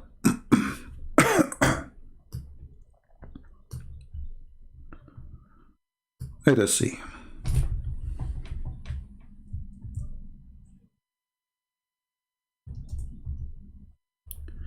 وقال مجاهد, let us read together. وقال مجاهد إن إبليس أدخل فرجه في فرج نفسه فباض 5 بيضات فهذا أصل ذريته. Translation. Mujahid, he said that Iblis, he enter his farj, which is a private part, into the other farj, which is the vagina, the male, you know, and then he lay 5 eggs, and this is the origin of his children. And they said that Allah, he created for him in his right thigh a penis, and his left thigh a vagina, and he do nikah to this by that. Where's the Muslim? They say the word nikah mean marriage. Hey Muslims who keep saying to me the word nikah mean marriage, do you see it? فَهَوَ يَنْكَحُ هَذَا بِهَذَا. Shaitan, he was marrying his legs to each other. Do you see the word yankah? Muslim, do you see the word yankah? How you say to us that the word yankah mean marriage, and now shaitan is having sex with himself, and it says فَهُوَ يَنْكَحُ هَذَا بِهَذَا. So he, if this by that, this is what yankah mean, you liar. He go, your prophet got you busted. Your prophet got you busted. Where is the sincere Muslims? I open my Pearl Talk until now nobody is even texting. No sincere Muslims? Genius. They found a solution, and then the story continue. فيخرج له كل يوم 10 بيضات. Every day he lay down 10 eggs, and from every eggs, from each one of them, there's 70 male and female shaitan. Look at this, brother. I mean, look at this. Let's be honest here. This is a story by itself. Look how they organize the story.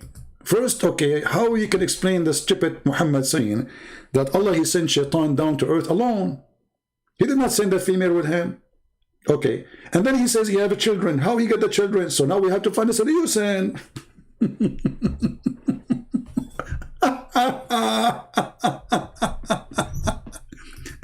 We have to find a solution. The solution, brother, Allah created for him a penis in the right leg and a vagina in the left leg. And then he do nikah by his penis to his vagina by shaking them. And then he lay an egg, brother. And from every egg, he laid 10 eggs. And then from every egg, there is 70 male and female shaitan. And if we use Google Translation, you will see it.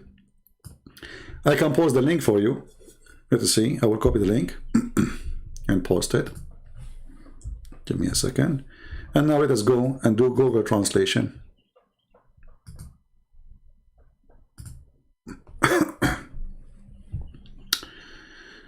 All right. It says here, let's see. Okay. He have his offspring. Let us see. Okay, they ask him, do Iblis have a wife? So how he have offspring? And then the guy, he said, truly, this is a wedding I did not witness. Unbelievable. Brother, do Iblis have a wife? The other said, brother, this is a wedding party I did not witness. Then it's mentioned, etc., that he have a spring. And then Mujahid said, the devil insert his vagina with his private part. He said, what? So he lay 5 eggs. And this is the origin of his offspring. Wonderful. And they say that Allah Almighty created for him a penis in his right thigh and a vagina in the left thigh. And he do nikah by ifing this, by that. And then from every egg, he laid 10 eggs every day. He produced 10 eggs. And from every egg, there is 70 satan, female and male satan. And this is how we start having babies. And let me now give you the link so you can save it and you can use Google Translation if you wish to do so.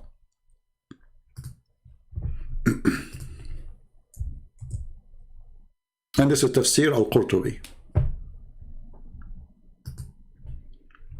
Okay.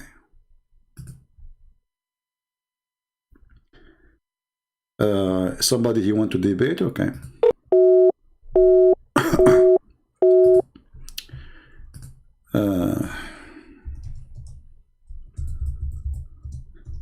We tried to call him, it's not working.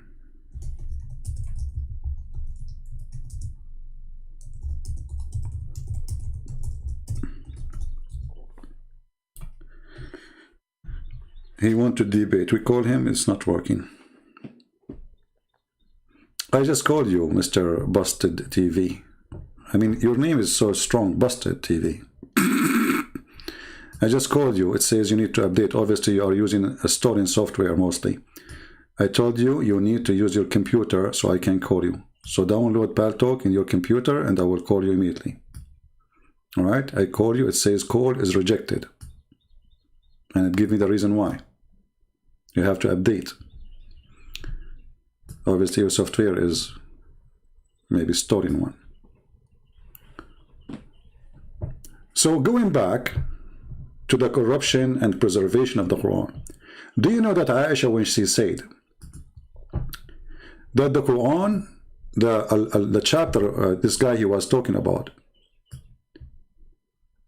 the cow, used to be equal to the chapter of Al-Ahzab?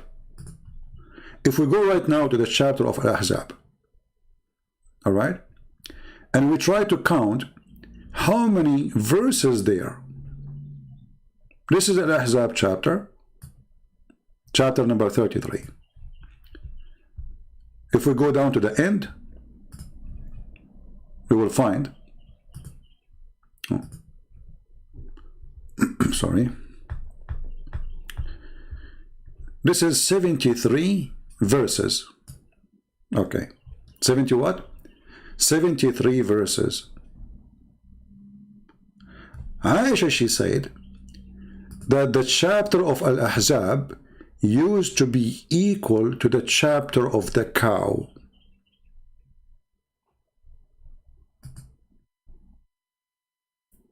How many verses are missing, Muslims? Any Muslim can help us? Was Aisha lying? Who is a Muslim is willing to call me and tell me Aisha is a big fat liar? I don't mind if you say so.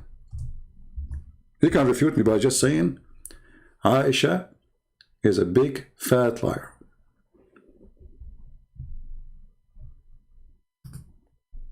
Who wanna call me and get me busted?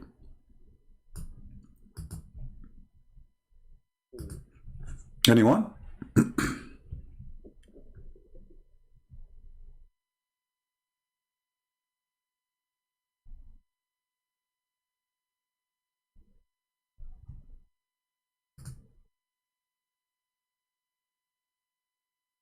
Who is a Muslim wanna call me and get me busted?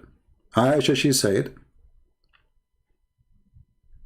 that the chapter of Al-Ahzab is equal or was equal to the chapter of the cow. The cow chapter, as you see here, let's go to the end.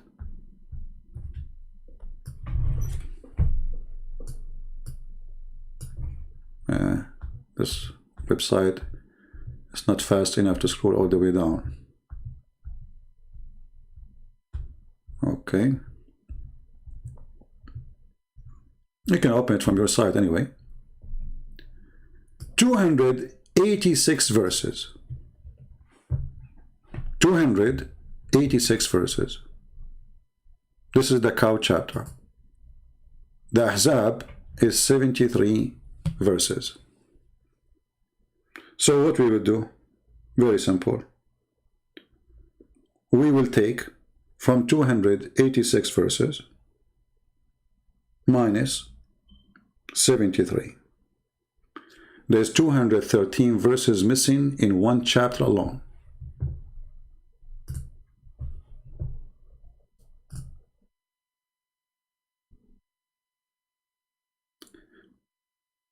I want to call you, I love you. Okay, let me block you.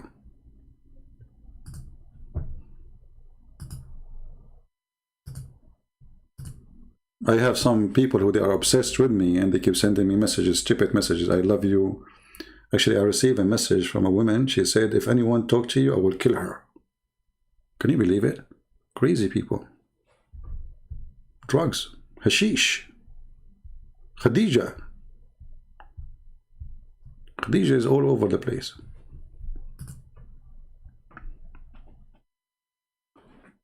Any Muslim have an answer? 200 what? 213 verses are missing in one chapter. Who said so? Aisha. True or false, Muslims?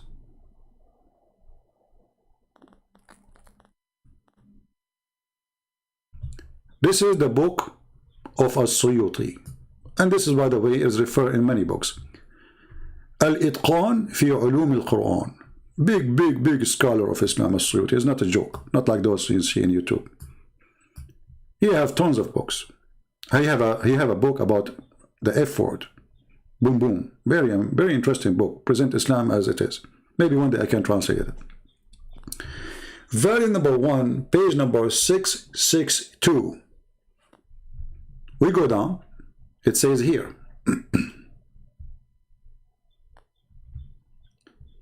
It's mentioned to us from Urwa ibn Zubayr, from Aisha.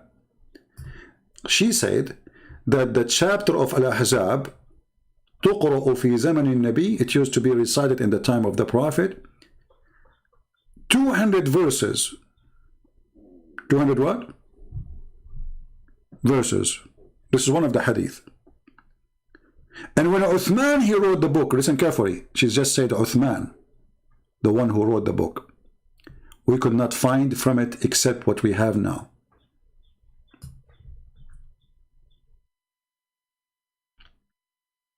Different hadith. From, etc. It says that Aisha, she said, they used to be the chapter of Al-Ahzab counted as 72, 73.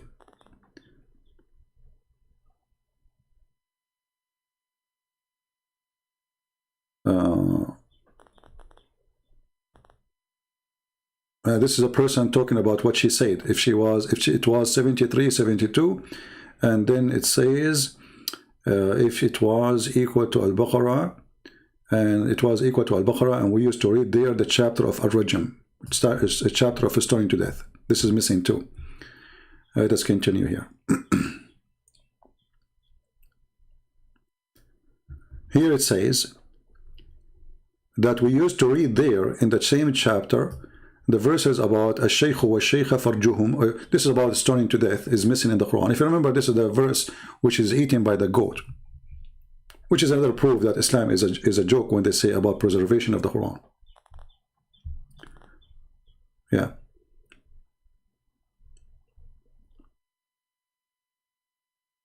But this is what the Muslims, they say to us, that the Quran was preserved. And then we find that the chapter of Al-Ahzab used to be equal to the chapter of Al-Baqarah. More than 200 verses are missing in one chapter alone. And by the way, I'm not a fan of approving the Quran to be corrupt, because what the point of approving a corrupt book to be corrupt anyway? Can you corrupt it twice? You know what I mean? It's like it's like a person saying to me, this is $1, which is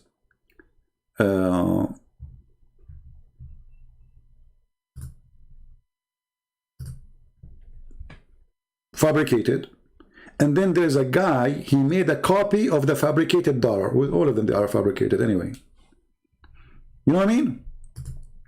There's no point for me. Actually, for me, I prefer to speak to a Muslim who believe the Quran is preserved 1000%. Do you know why?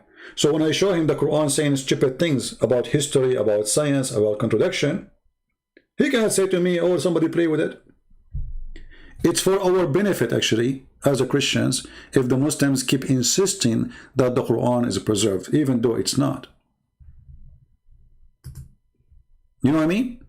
It's a lot easier because, you know, like, okay, if somebody came to me and says, well, in the Bible, there's someone saying this. I say, well, this someone saying this is his opinion, or this is what he say, or he was meditating.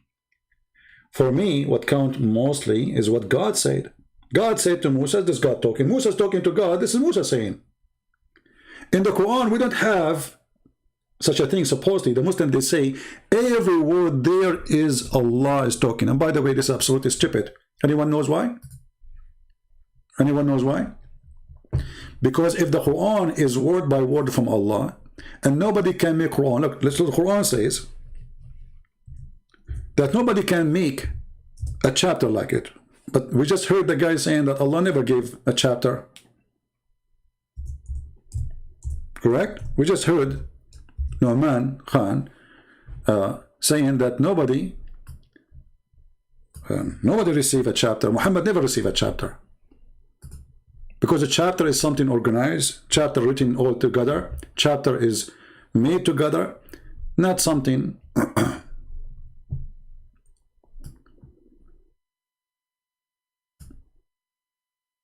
suffering from flight of thought. And actually there's a clear proof that the Quran and the word surah is not a chapter. When the Muslims they translate the word chapter, they say surah means chapter, and that's why I say it's not surah. The Quran, when Allah He gave him to Muhammad, supposedly He did not give him chapters. Nowhere. If you go to chapter 11 verse number 13, it says, or they say he, to Muhammad, he forged the Quran. So people, they in the time of Muhammad, they accuse Muhammad that this is a fraud. In the time of Muhammad, the Muslim, they lie to us, they say, oh, when the Arab, they heard the Quran, they were amazed, etc. Look carefully what it says.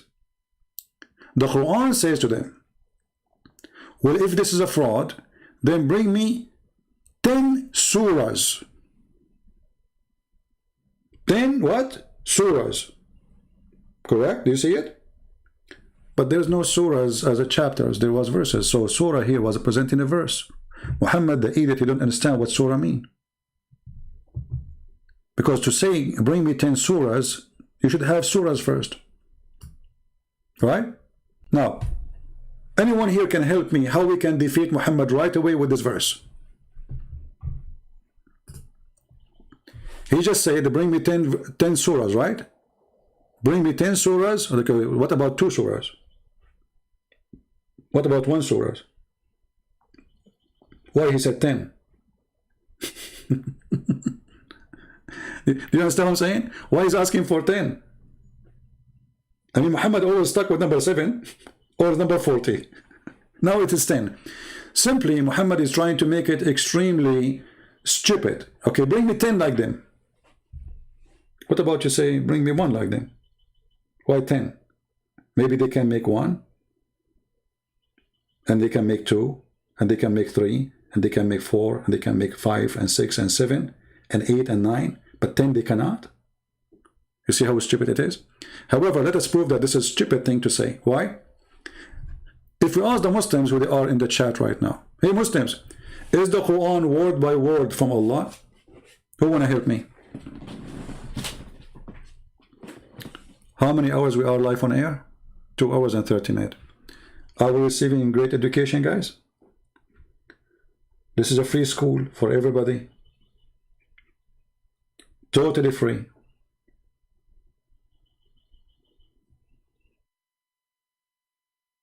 For the poor and for the rich.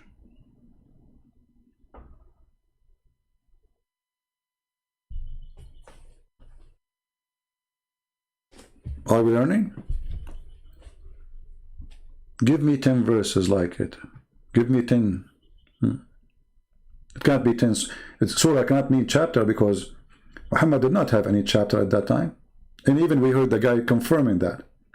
He said that the chapter of the cow, Muhammad received it within more than a decade. So how Muhammad, he says, give me 10 chapters if you don't have chapters? But listen carefully. When the Muslims, they say, nobody can make Quran like Allah. Well, let me prove to you that Mary, she made Quran better than the Quran of Allah. Shall we?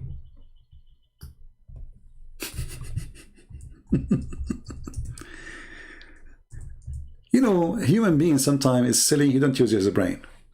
This is chapter 19. Muslims, this chapter is chapter of what? The chapter of Mary, Maryam, the mother of Jesus, supposedly.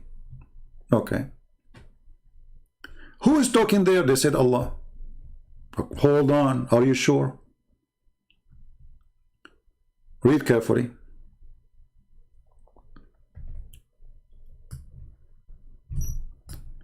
Kaf, ha, ya, ain, sad, whatever. You know, Muhammad do not know what he's saying. This is something he copied from the book of Waraq ibn Nawfal. And remember when the Lord, he called who? Zechariah in secret. Huh? Okay. Who's talking? If Allah is talking, he will not say, remember when the Lord. If I am the Lord. Correct? And remember when his Lord called him, who is his Lord? Who's talking? The fool, they will say it's Allah, but doesn't make sense. Because Allah, if he is talking, he will not say his Lord. And then he said, okay, who is said? Who he said? Zechariah. Okay, how do you say that the Quran, nobody can make Quran? And this is what Zechariah said.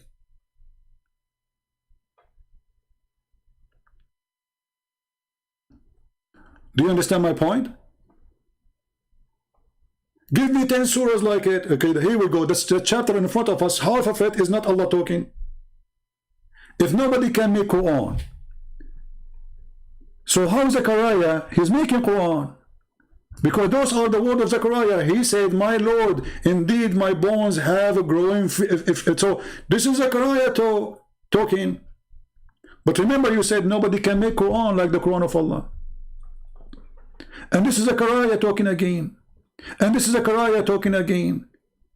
And now, the one who is talking, we do not know. Look, they say between bracket and Allah, he said. Okay, how Allah, he said? Muslims, are you saying Allah, he speaks to Zechariah directly, but he never speaks to Muhammad directly?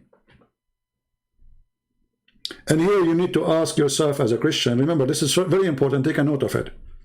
How come when we read the Bible, we don't see Jibreel coming to Jesus to deliver him a revelation? Anywhere in the Bible we see that Jesus, he received revelation from somebody? Anyone remember any verse?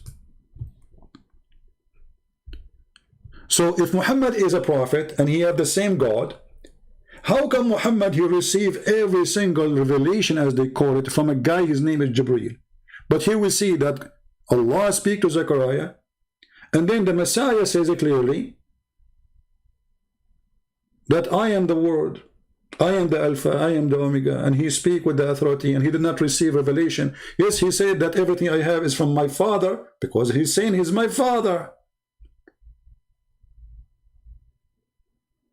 Even the Quran says when the child is born, that is the Messiah, he said from the cradle, I am the Messiah. He's born with the word of God in the Quran. Muhammad waited 40 years as a pagan, and then the angel came to him and he squeezed him, and now the angel delivering verses. How come Jesus do not need delivery? He's born with the word of God.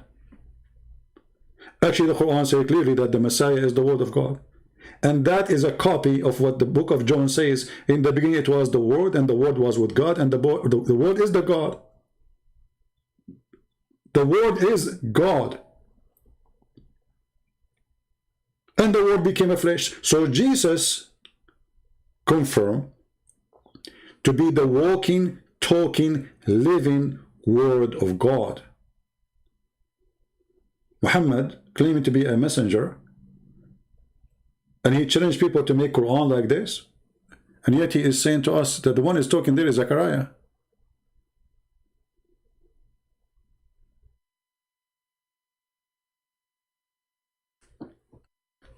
Did Muhammad spoke to Allah in the Mi'raj? Well, there is some stories, some Muslims, they claim that he spoke, you know, but there's no way really to confirm such a thing, because if Allah, he speak to Muhammad directly in the Mi'raj, and that can be found in the Hadith, shouldn't we ask ourselves, what is the verses? Isn't it the word of Allah, which Muhammad, he said to, what Allah, he said to Muhammad is Quran? Are you listening to me? If what Allah, he says is the Holy Scriptures, okay, Muhammad, he went to Allah, okay, he received what from Allah? Muslim, they say he received scriptures, then that will be direct, right? Okay, what is that? Which one? Which one in the Quran, in the whole Quran, is what Allah, he said to Muhammad when he was in heaven? None. Getting my point? The one who have a Chinese, Korean name, I don't know how to read your name. Are you getting my point? If Allah, he spoke to Muhammad directly in the heaven, that should be Quran. Which one is important? The word of Allah delivered by Jibreel, an angel, or the word which Allah He spoke to you directly. So how come we cannot find it in the Quran? Do you remember the hadith? It says that Allah He gave Muhammad order to pray 50 times. Okay, where is the verse? How Allah gave it to him?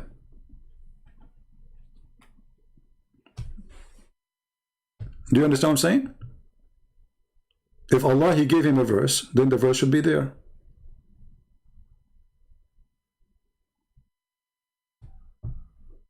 This is all is fictions.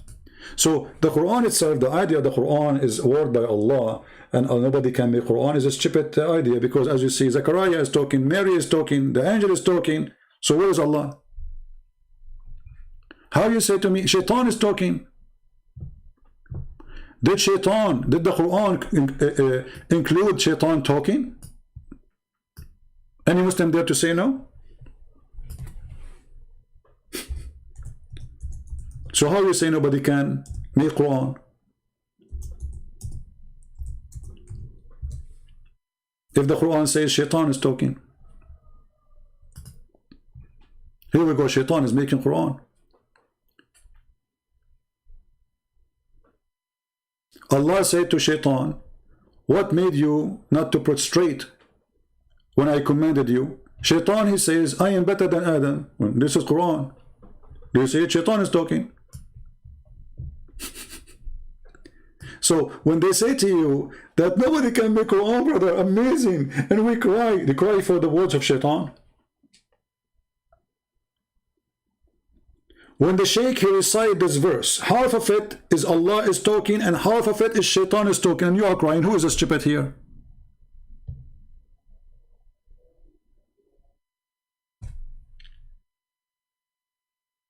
Are we listening, people? Are we learning what we're trying to say?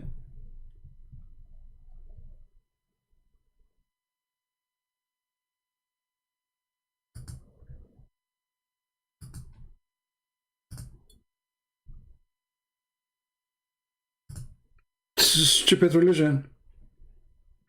Brother, I heard this surah, I was crying. Why you were crying? From Allah words or Shaitan words?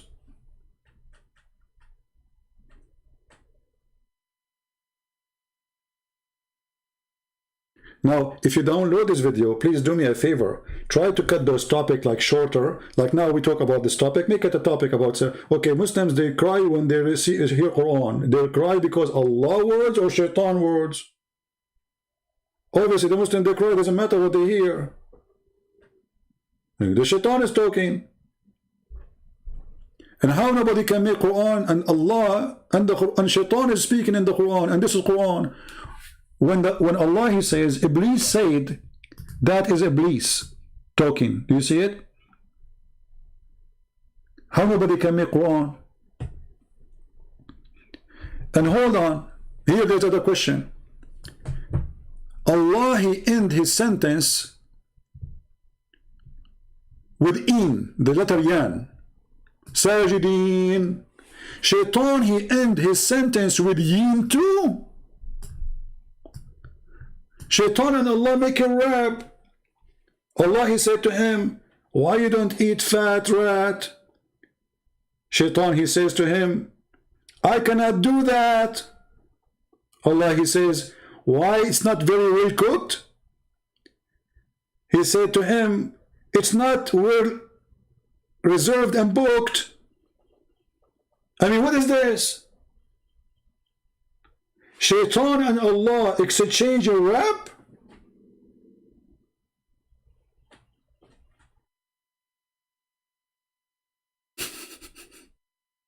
Do you see the stupidity? So Allah make a rap, Shaitan he answer him by a rap. And nobody can make rap like Allah. And the Muslim, they hear this, they cry.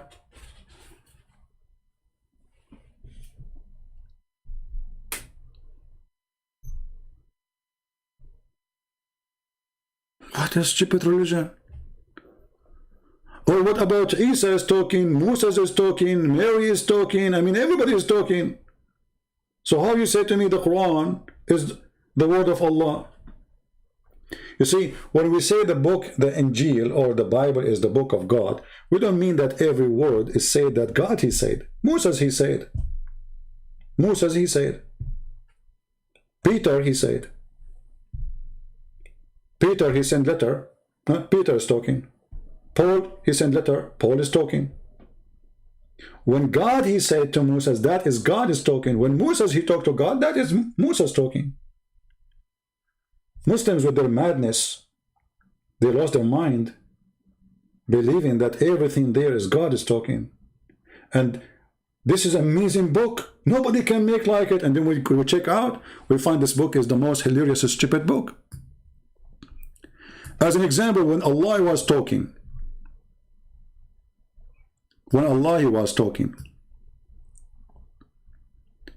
and he said the sun setting in murky water, or he found where the sun set.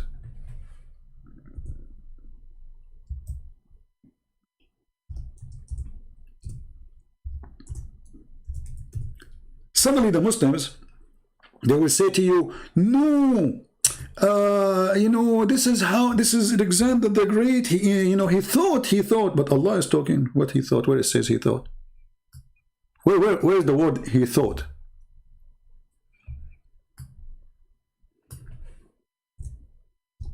Why are you adding words? Allah is short of words?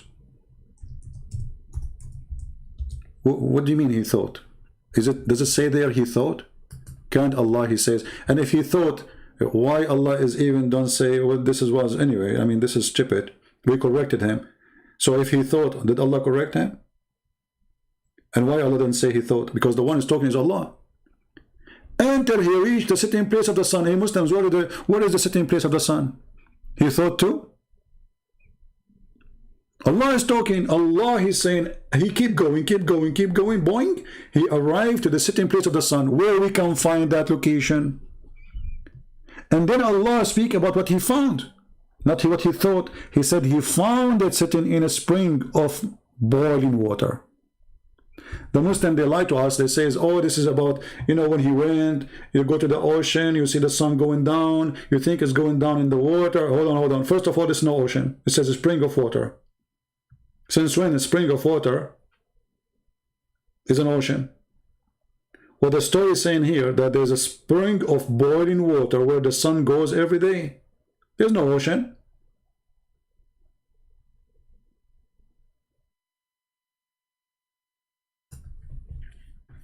Right?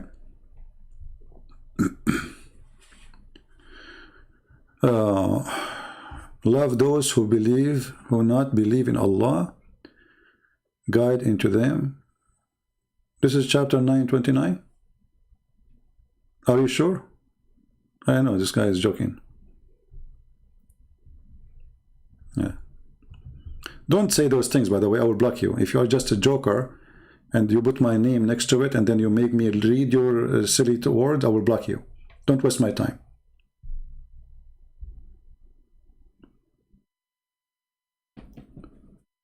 Do you see the stupidity?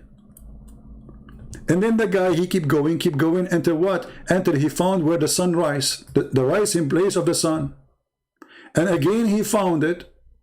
He found what? The rising place of the sun, the place. Until when he came to the rising place of the sun. Okay, hold on. What do you mean? Where is the rising place of the sun?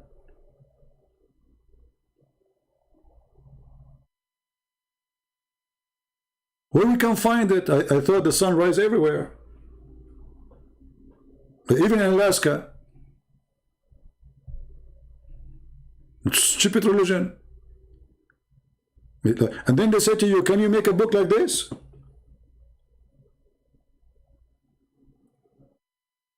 No, I can't. If I make a book like this, people will die laughing at me. You have to be certified idiot to make a book like this. He found where the sun rises from, and he found where the sun set. And then the story go more complicated. There's a huge nation who they are 1,000 to 1 of us, which means if we are now 7 billions, they are 7 trillions. Where are they now, brother? Allah, He inspired Prophet Alexander the Great was a homosexual. Even this guy, he made him prophet. You know, this is nothing changed, by the way, in Islam. Anything is famous. They say after I die, they will say Christian prince. He said Shahada. He gave a finger to Allah and he became a Muslim. Just wait. Any famous scientist, they make article that he converted to Islam. George Bernard Shaw, brother, he said that if the prophet exists now, he can solve the problem of the words in 10 minutes during the time he drink his coffee in the morning. Okay, where we can find this book?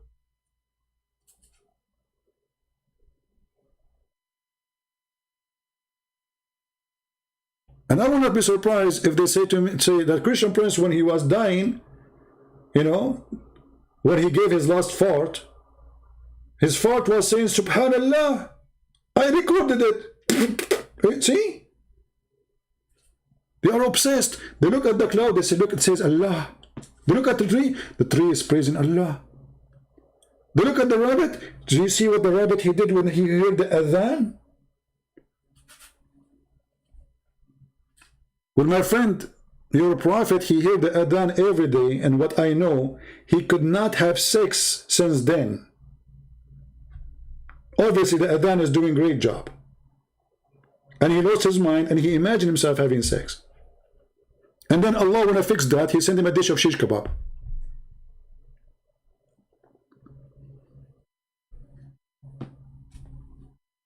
So he went... He kept walking and he found people who they are stupid. Like, hold on, he found what? Until he reached between two mountains. True story. Can you make Quran like this? You cannot. Isn't it obvious? You cannot. So my friend, the Quran is preserved. You like it, you don't. It's proving to be true. Student of knowledge knows, who studies Ulum al-Quran, that the most difficult topics are ahruf and qira'at, and the concept of ahruf and the reality of ahruf, and the relationship of the Uthmanic Mus'haf with the ahruf, and the preservation of the ahruf. Is it 1? Is it 3? Is it 7? And the relationship of the qira'at to the ahruf. This is a topic that when you're the beginning student of knowledge, you're like, what is all of this going on here? When you go a little bit more, you learn to simply memorize what your teachers say and regurgitate it out. And you don't fully comprehend. When you do a deep dive is when things get very, very awkward and difficult. Yeah, when you discover how, excuse me, how popo it is. When you do deep dive, you know, when you go inside the grave from outside look nice. Marble, there's flowers around it. The garden guys, he keep cutting the grass. They bury you under a tree. But the grave is a grave. That is Islam. That is Islam. Just do a deep dive and you so go crazy like them. Look, they are fighting over what his guy said because he said the truth. What he found, he discovered when he did deep dive, and by the way, he said he is certified in diving. Scuba diving, Scooby-Doo. So when Mr. Scooby-Doo decided to do Scooby diving, he discovered what? And this isn't new. This is from the time of the Sahaba. This is not a joke, brothers and sisters. The issue of ahruf and qira'at caused confusion to somebody whom the Prophet ﷺ said, if you want to listen to the Quran directly, listen to Ubay. Ubay is not some even average Sahabi. He is the Qari of the Quran. He is the master. He is who he is. And he goes, فَدَخَلْ فِي نَفْسِي شَكْ. The master of the Quran. The highest Muslim, they call him a master of the Quran, ever. This person, he have a doubt about Islam because of this. Muhammad, he could not repeat the same verse twice. So he claimed that Allah, he sent him 7 Quran in 7 way, which is the most 7 stupid excuse. Because if this is the case, why Allah did not give 7 Torah to Moses? Hey Isa, did Allah give you 7 Injil? All those garbage, madness stuff happened only with Muhammad. Allah give me 7 Quran. Why? Because he cannot repeat the same verse twice. They ask him in the morning to say the verse. He say it. Afternoon, say it, Muhammad. He said it differently. I said, what's wrong with you? Why it's different? He said, Allah, I don't tell you. Allah, He gave it to me 7-way. You know, 7-way. What is all of this stuff? Again, this is you're asking some very honest questions. It's the first time I'm saying these things. Many people are aware who listen to my lectures that I've mentioned the crises that happened to me at Yale. This was the issue. That the issue of ahruf and preservation and qira'at and relationships between them, these are very, very difficult issues. And the most advanced of our scholars, they're not quite fully certain how to solve all of the Did you hear? The most advanced, not the most advanced YouTuber, not the most advanced entity. Today I'm going to explain to you how to use iPhone. I got iPhone yesterday, and now I will do iPhone 11 and 11 12 according to the Quranic interpretation. First of all, iPhone is the product made by Allah, and the proof is the following. It said iPhone. Zakir, but Allah, He like to say we. Exactly. Allah, He did not like to call Himself we in the time because He was phoning us. Ah, that's deep. I never thought about it this way. So the most advanced scholars, not the most advanced YouTubers, they are so confused about the stupidity of Muhammad. What else? Tell us more. all of the unanswered questions in there. Here's the point. These issues should only be discussed amongst people who know what the qira'at are and who understand some of these questions that are being So raised. is what you're saying the shak that came, or not the shak, but the crisis that you had was in relation to this question of the relationship between the ahruf and the qira'at, basically? No. The crisis I had wasn't that. The crisis I had was, well, yeah, wait, that was what generated. But what was the crisis? The crisis was very simple. Traditional understandings of ahruf and qira'at cannot answer some of these pressing questions that are now being poked by our people outside of, by our academics, by their academics outside of the faith tradition. You see, in a Muslim environment, there's always some respect that we have for the Quran. We should. In a Muslim environment, we'll press a little bit and then we'll say, okay, khalas, sami'na wa ata'na. And that's great, alhamdulillah. When you go To explain to you what he said in Arabic, he said in Muslim environment, we say we heard and we obey, which means we don't discuss the stupid things is there. That is the truth.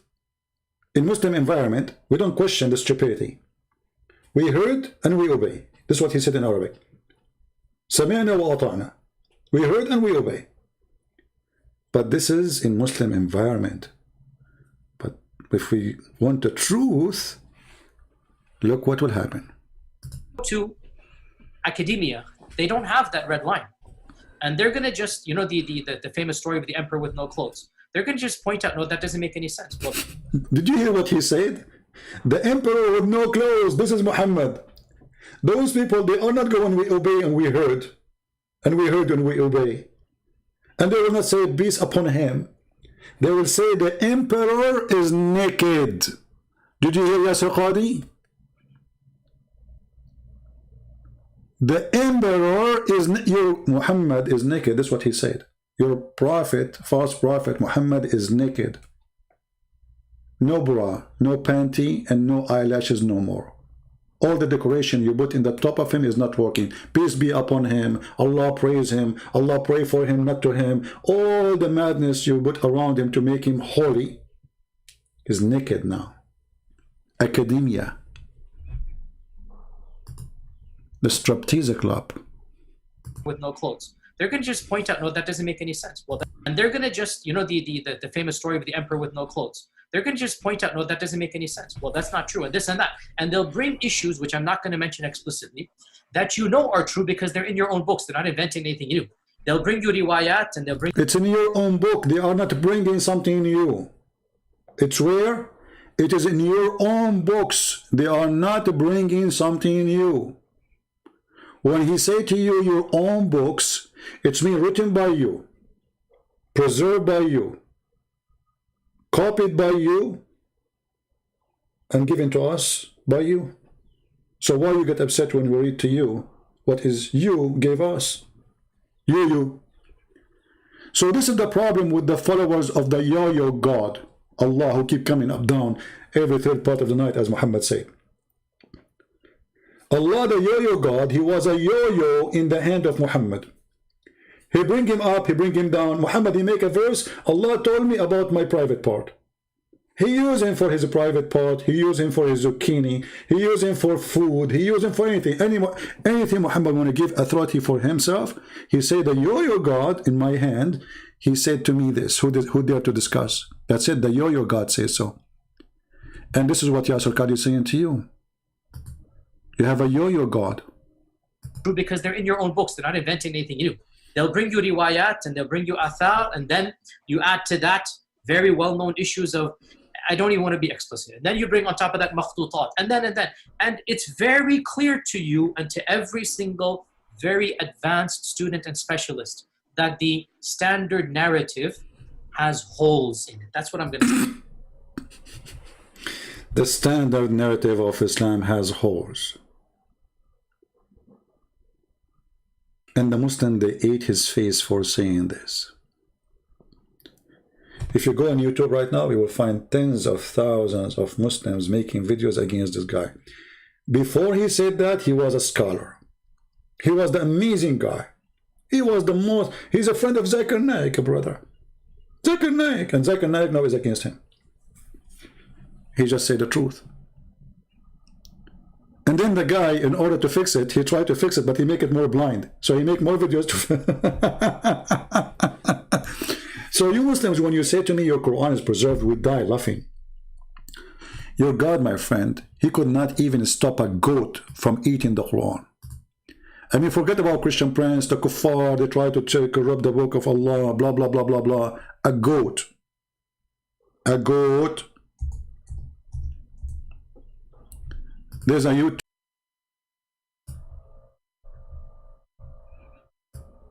Okay, are we connected again? I hope so, because I lost connection for a minute or so. This is a hadith reported by Aisha that there is a goat. She entered the house of Muhammad. She entered the bedroom of Muhammad. She jumped in the top of Muhammad, because remember, Muhammad was dead. Where was Muhammad? He's dead. The verse of stoning and breastfeeding adult 10 times. And this is an amazing thing, by the way. There is a God. He wrote a book and he gave information, instruction, or Allah, he worked in the gym.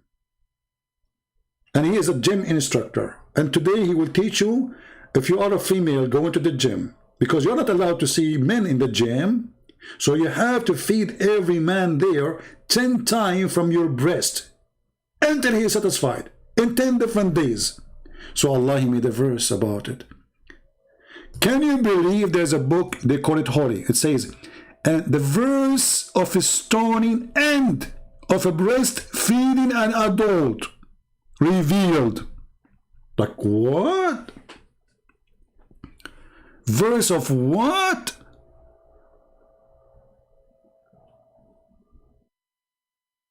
Breastfeeding for adult?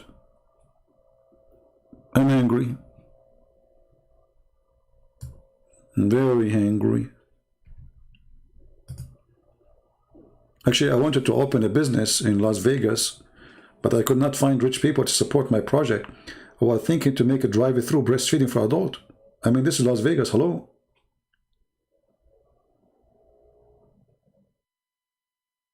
Like, and we will make it halal. Halal. You cannot see the women. You see only her boobs. Brother, our women, they don't shake hands. You can suck their nipples. Very conservative we are. You are very, very conservative religion. But you can suck the nipples of our wives and you can hold it too. It's okay. Because already, hello, come on, you have to hold them so you can suck it correctly. And then what happened? A goat, she entered the house. She jumped in the top of Muhammad, who is sleeping in the top of the pillow. Remember, Muhammad is dead. The verse of stoning and breastfeeding adult 10 times was revealed, and the paper was with me under my pillow. Muhammad, he sleep in the bed of Aisha, and actually Muslim, they confirm that Muhammad, he was buried in the same location, which is the bed of Aisha, where he died. So there's no question that Muhammad, he was there. So when the Messenger of Allah died, we were preoccupied with his death, and a tame sheep came and ate it. Meh.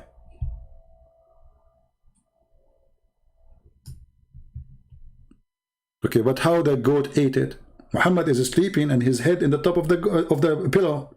So what the goat, she did, what an ugly goat, she jumped in the top of Muhammad, meh, and she pushed Muhammad away, Muhammad in the floor. She flipped the pillow. She got the paper, yummy, yummy, yummy, and now the Quran is gone. And the Muslims are discussing, the Quran, brother, is preserved, brother.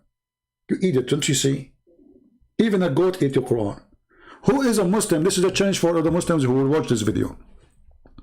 Who can recite for us the verses of 10-time breastfeeding so we can add them back in the Quran? Remember, the Muslims, they say to us that the Quran is preserved by their heart. They memorize it. Okay, the goat, she ate the paper. She did not eat your heart. Recite the verse for me. You know what I'm saying? As long as they say they memorize the Quran by their heart. The goat, she ate the paper. She did not eat your heart. Where is the verse? Who is a Muslim can call me or recite the verse of 10-time breastfeeding for adult, which was given to Muhammad by Allah? Remember, the Quran is preserved and nothing is missing. I'm not going to ask you about the stoning to death, because a Muslim, he can say to me, I know where it is. But so why is it not in the Quran? Isn't it amazing? The Muslim, they say to you, there's some verses is abrogated by recitation, but not by ruling. What? Why? Which kind of idiot, he make a law, he don't want to put it in the book of the law, but he wants you to follow the law? That is crazy.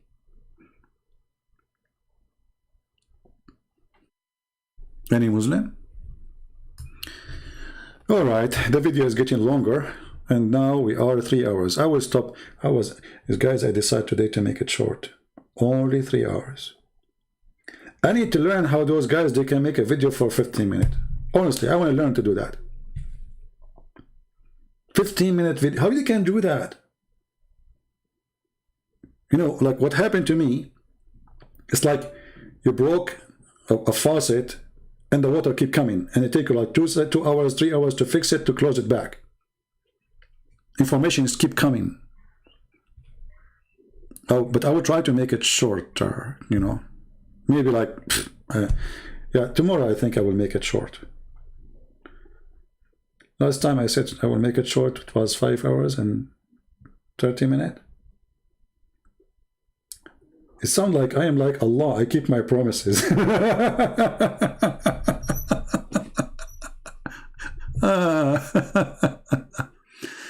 Yeah, I will try to make even, but what we will do, if we make short videos, I will repeat some topics, we mention them just to make them short. So those who watch the full video, they have a full understanding, but those who want like fast food, let us say, maybe we can make some shorter one. All right?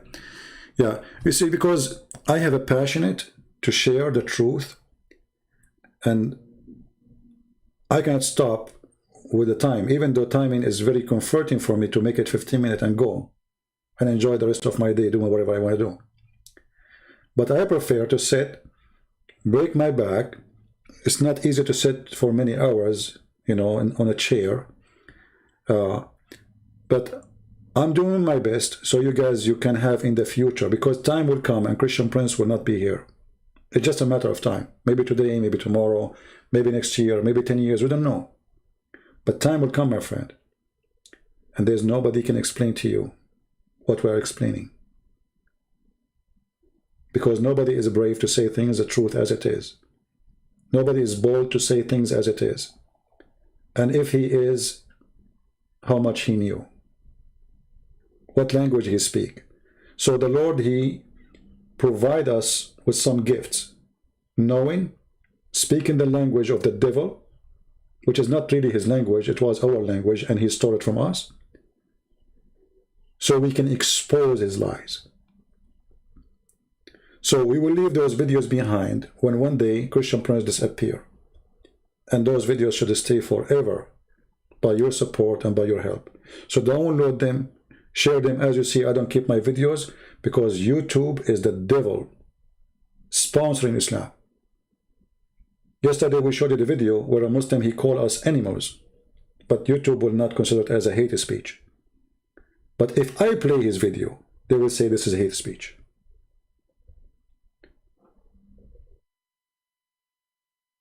The devil is powerful, and he will try to stop you. Be consistent, be brave, and trust your Lord. If the Lord is with me, who could be against me? I don't care if it is YouTube. I don't care if it's a Twitter. You know, we knew their game. We knew how they are. We knew how filthy. We knew who sponsored them and what they sponsor. But that does not make them able to defeat us. We use them. You use even the tool of the devil to defeat the devil. They delete one account, 10 accounts, we make a new one. Who cares? And people will come. I will post in 10 minutes, says, hey, Christian Prince is there, and people will come. And I don't care really which account. This is, by the way, is not my main account. This is why it's a small account. I think I have like 45,000 only. But who cares?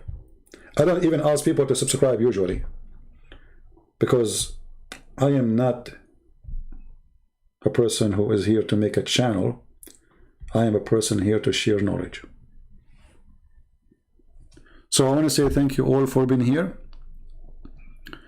and I trust you that you all will download the video, share it with your children, show them that they lie to you when they say the Quran is preserved. It's a joke. And the preserved Quran is a joke, regardless if it's preserved or not. We laugh at your Quran, the one you say it's preserved. The book of stupidity. History is wrong, science is wrong, language is wrong, nothing left to be right. Even the word Quran is wrong. Even the first verse in the Quran is wrong. Even the last verse in the Quran is wrong. I want to finish, but I just remember something which is important to mention.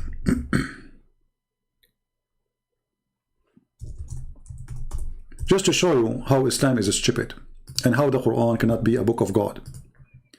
This guy was saying to us that the Quran is suffering from disorder. It's not organized. Read with me carefully. This is the chapter 5, verse number 3. You can read any translation you want. In this verse, Allah said to the Muslims, it's forbidden for you the blood of the dead meat, forbidden for you to eat pork, forbidden for you blah blah blah blah food. It's just a menu of food. And then suddenly he says to them, today I completed my favor upon you, and I accepted Islam as religion for you.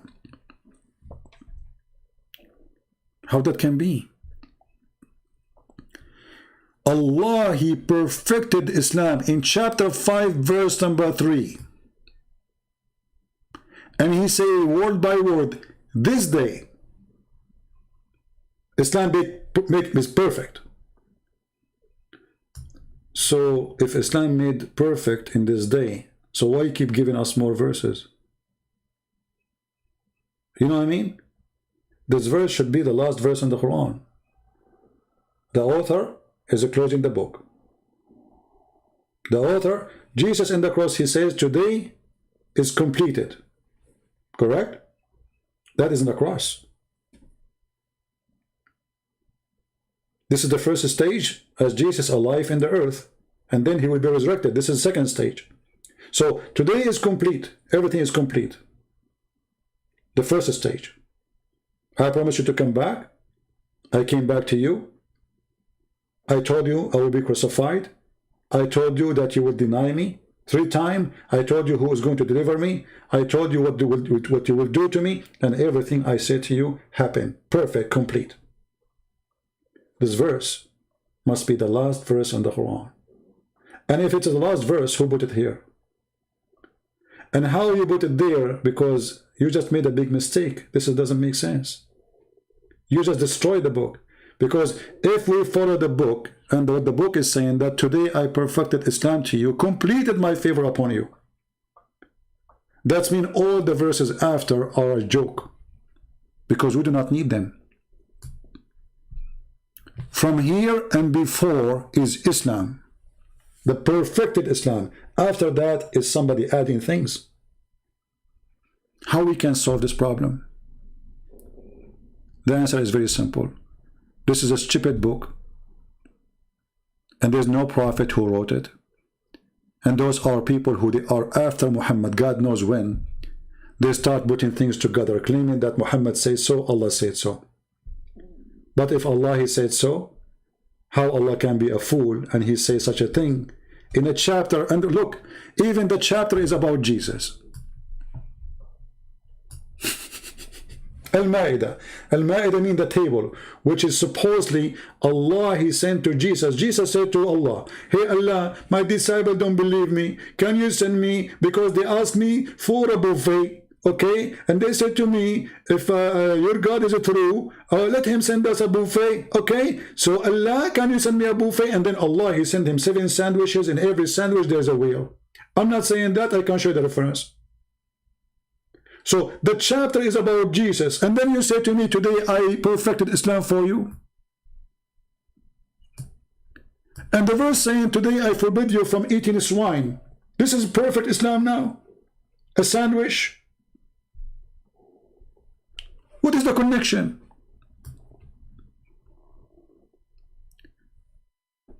The only way to solve this problem, that this part of the verse is not part of the verse.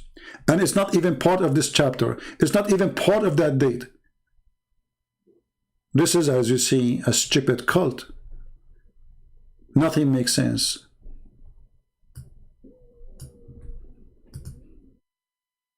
Nothing. We open our Pal Talk waiting for Muslims who they are sincere to call us and debate us and challenge us.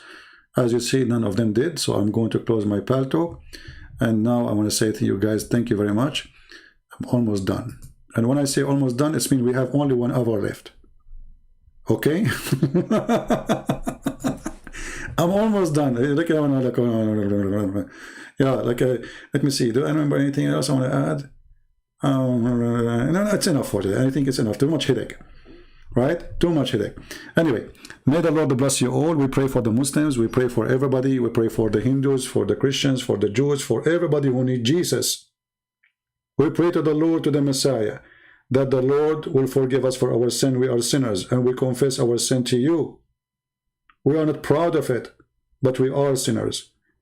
And you are the one who said to the blind man, you are the one who said to the women, you are the one who said to the one who cannot walk, go and your sin is forgiven.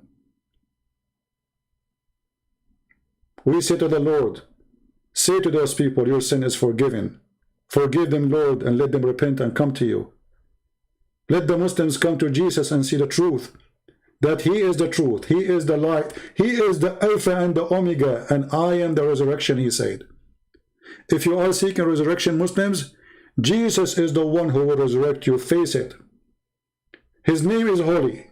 His act is holy. And right now, as we speak, even in your city book, he is in the holy heaven with the Holy Father. Stay away from the disgusting Muhammad, a person who did not leave any filthy sin he did not commit, from chasing children, to kidnapping, to raping, to stealing, even his own son, wife, he did not leave her alone. How dare you to follow someone like Muhammad and leave someone like the Messiah, who even your prophet said, when the devil he see him, the devil will melt like salt. When Muhammad he saw the devil delivered satanic verses in his mouth. When the devil will come to Jesus in the judgment day, as your prophet said, he will melt like salt. That is my Lord. Who is yours? Thank you. God bless you. And thank you for those who support us in downloading or even by donation. May the Lord bless you all. Christ is Lord. Islam is false. And we see you soon. Take care.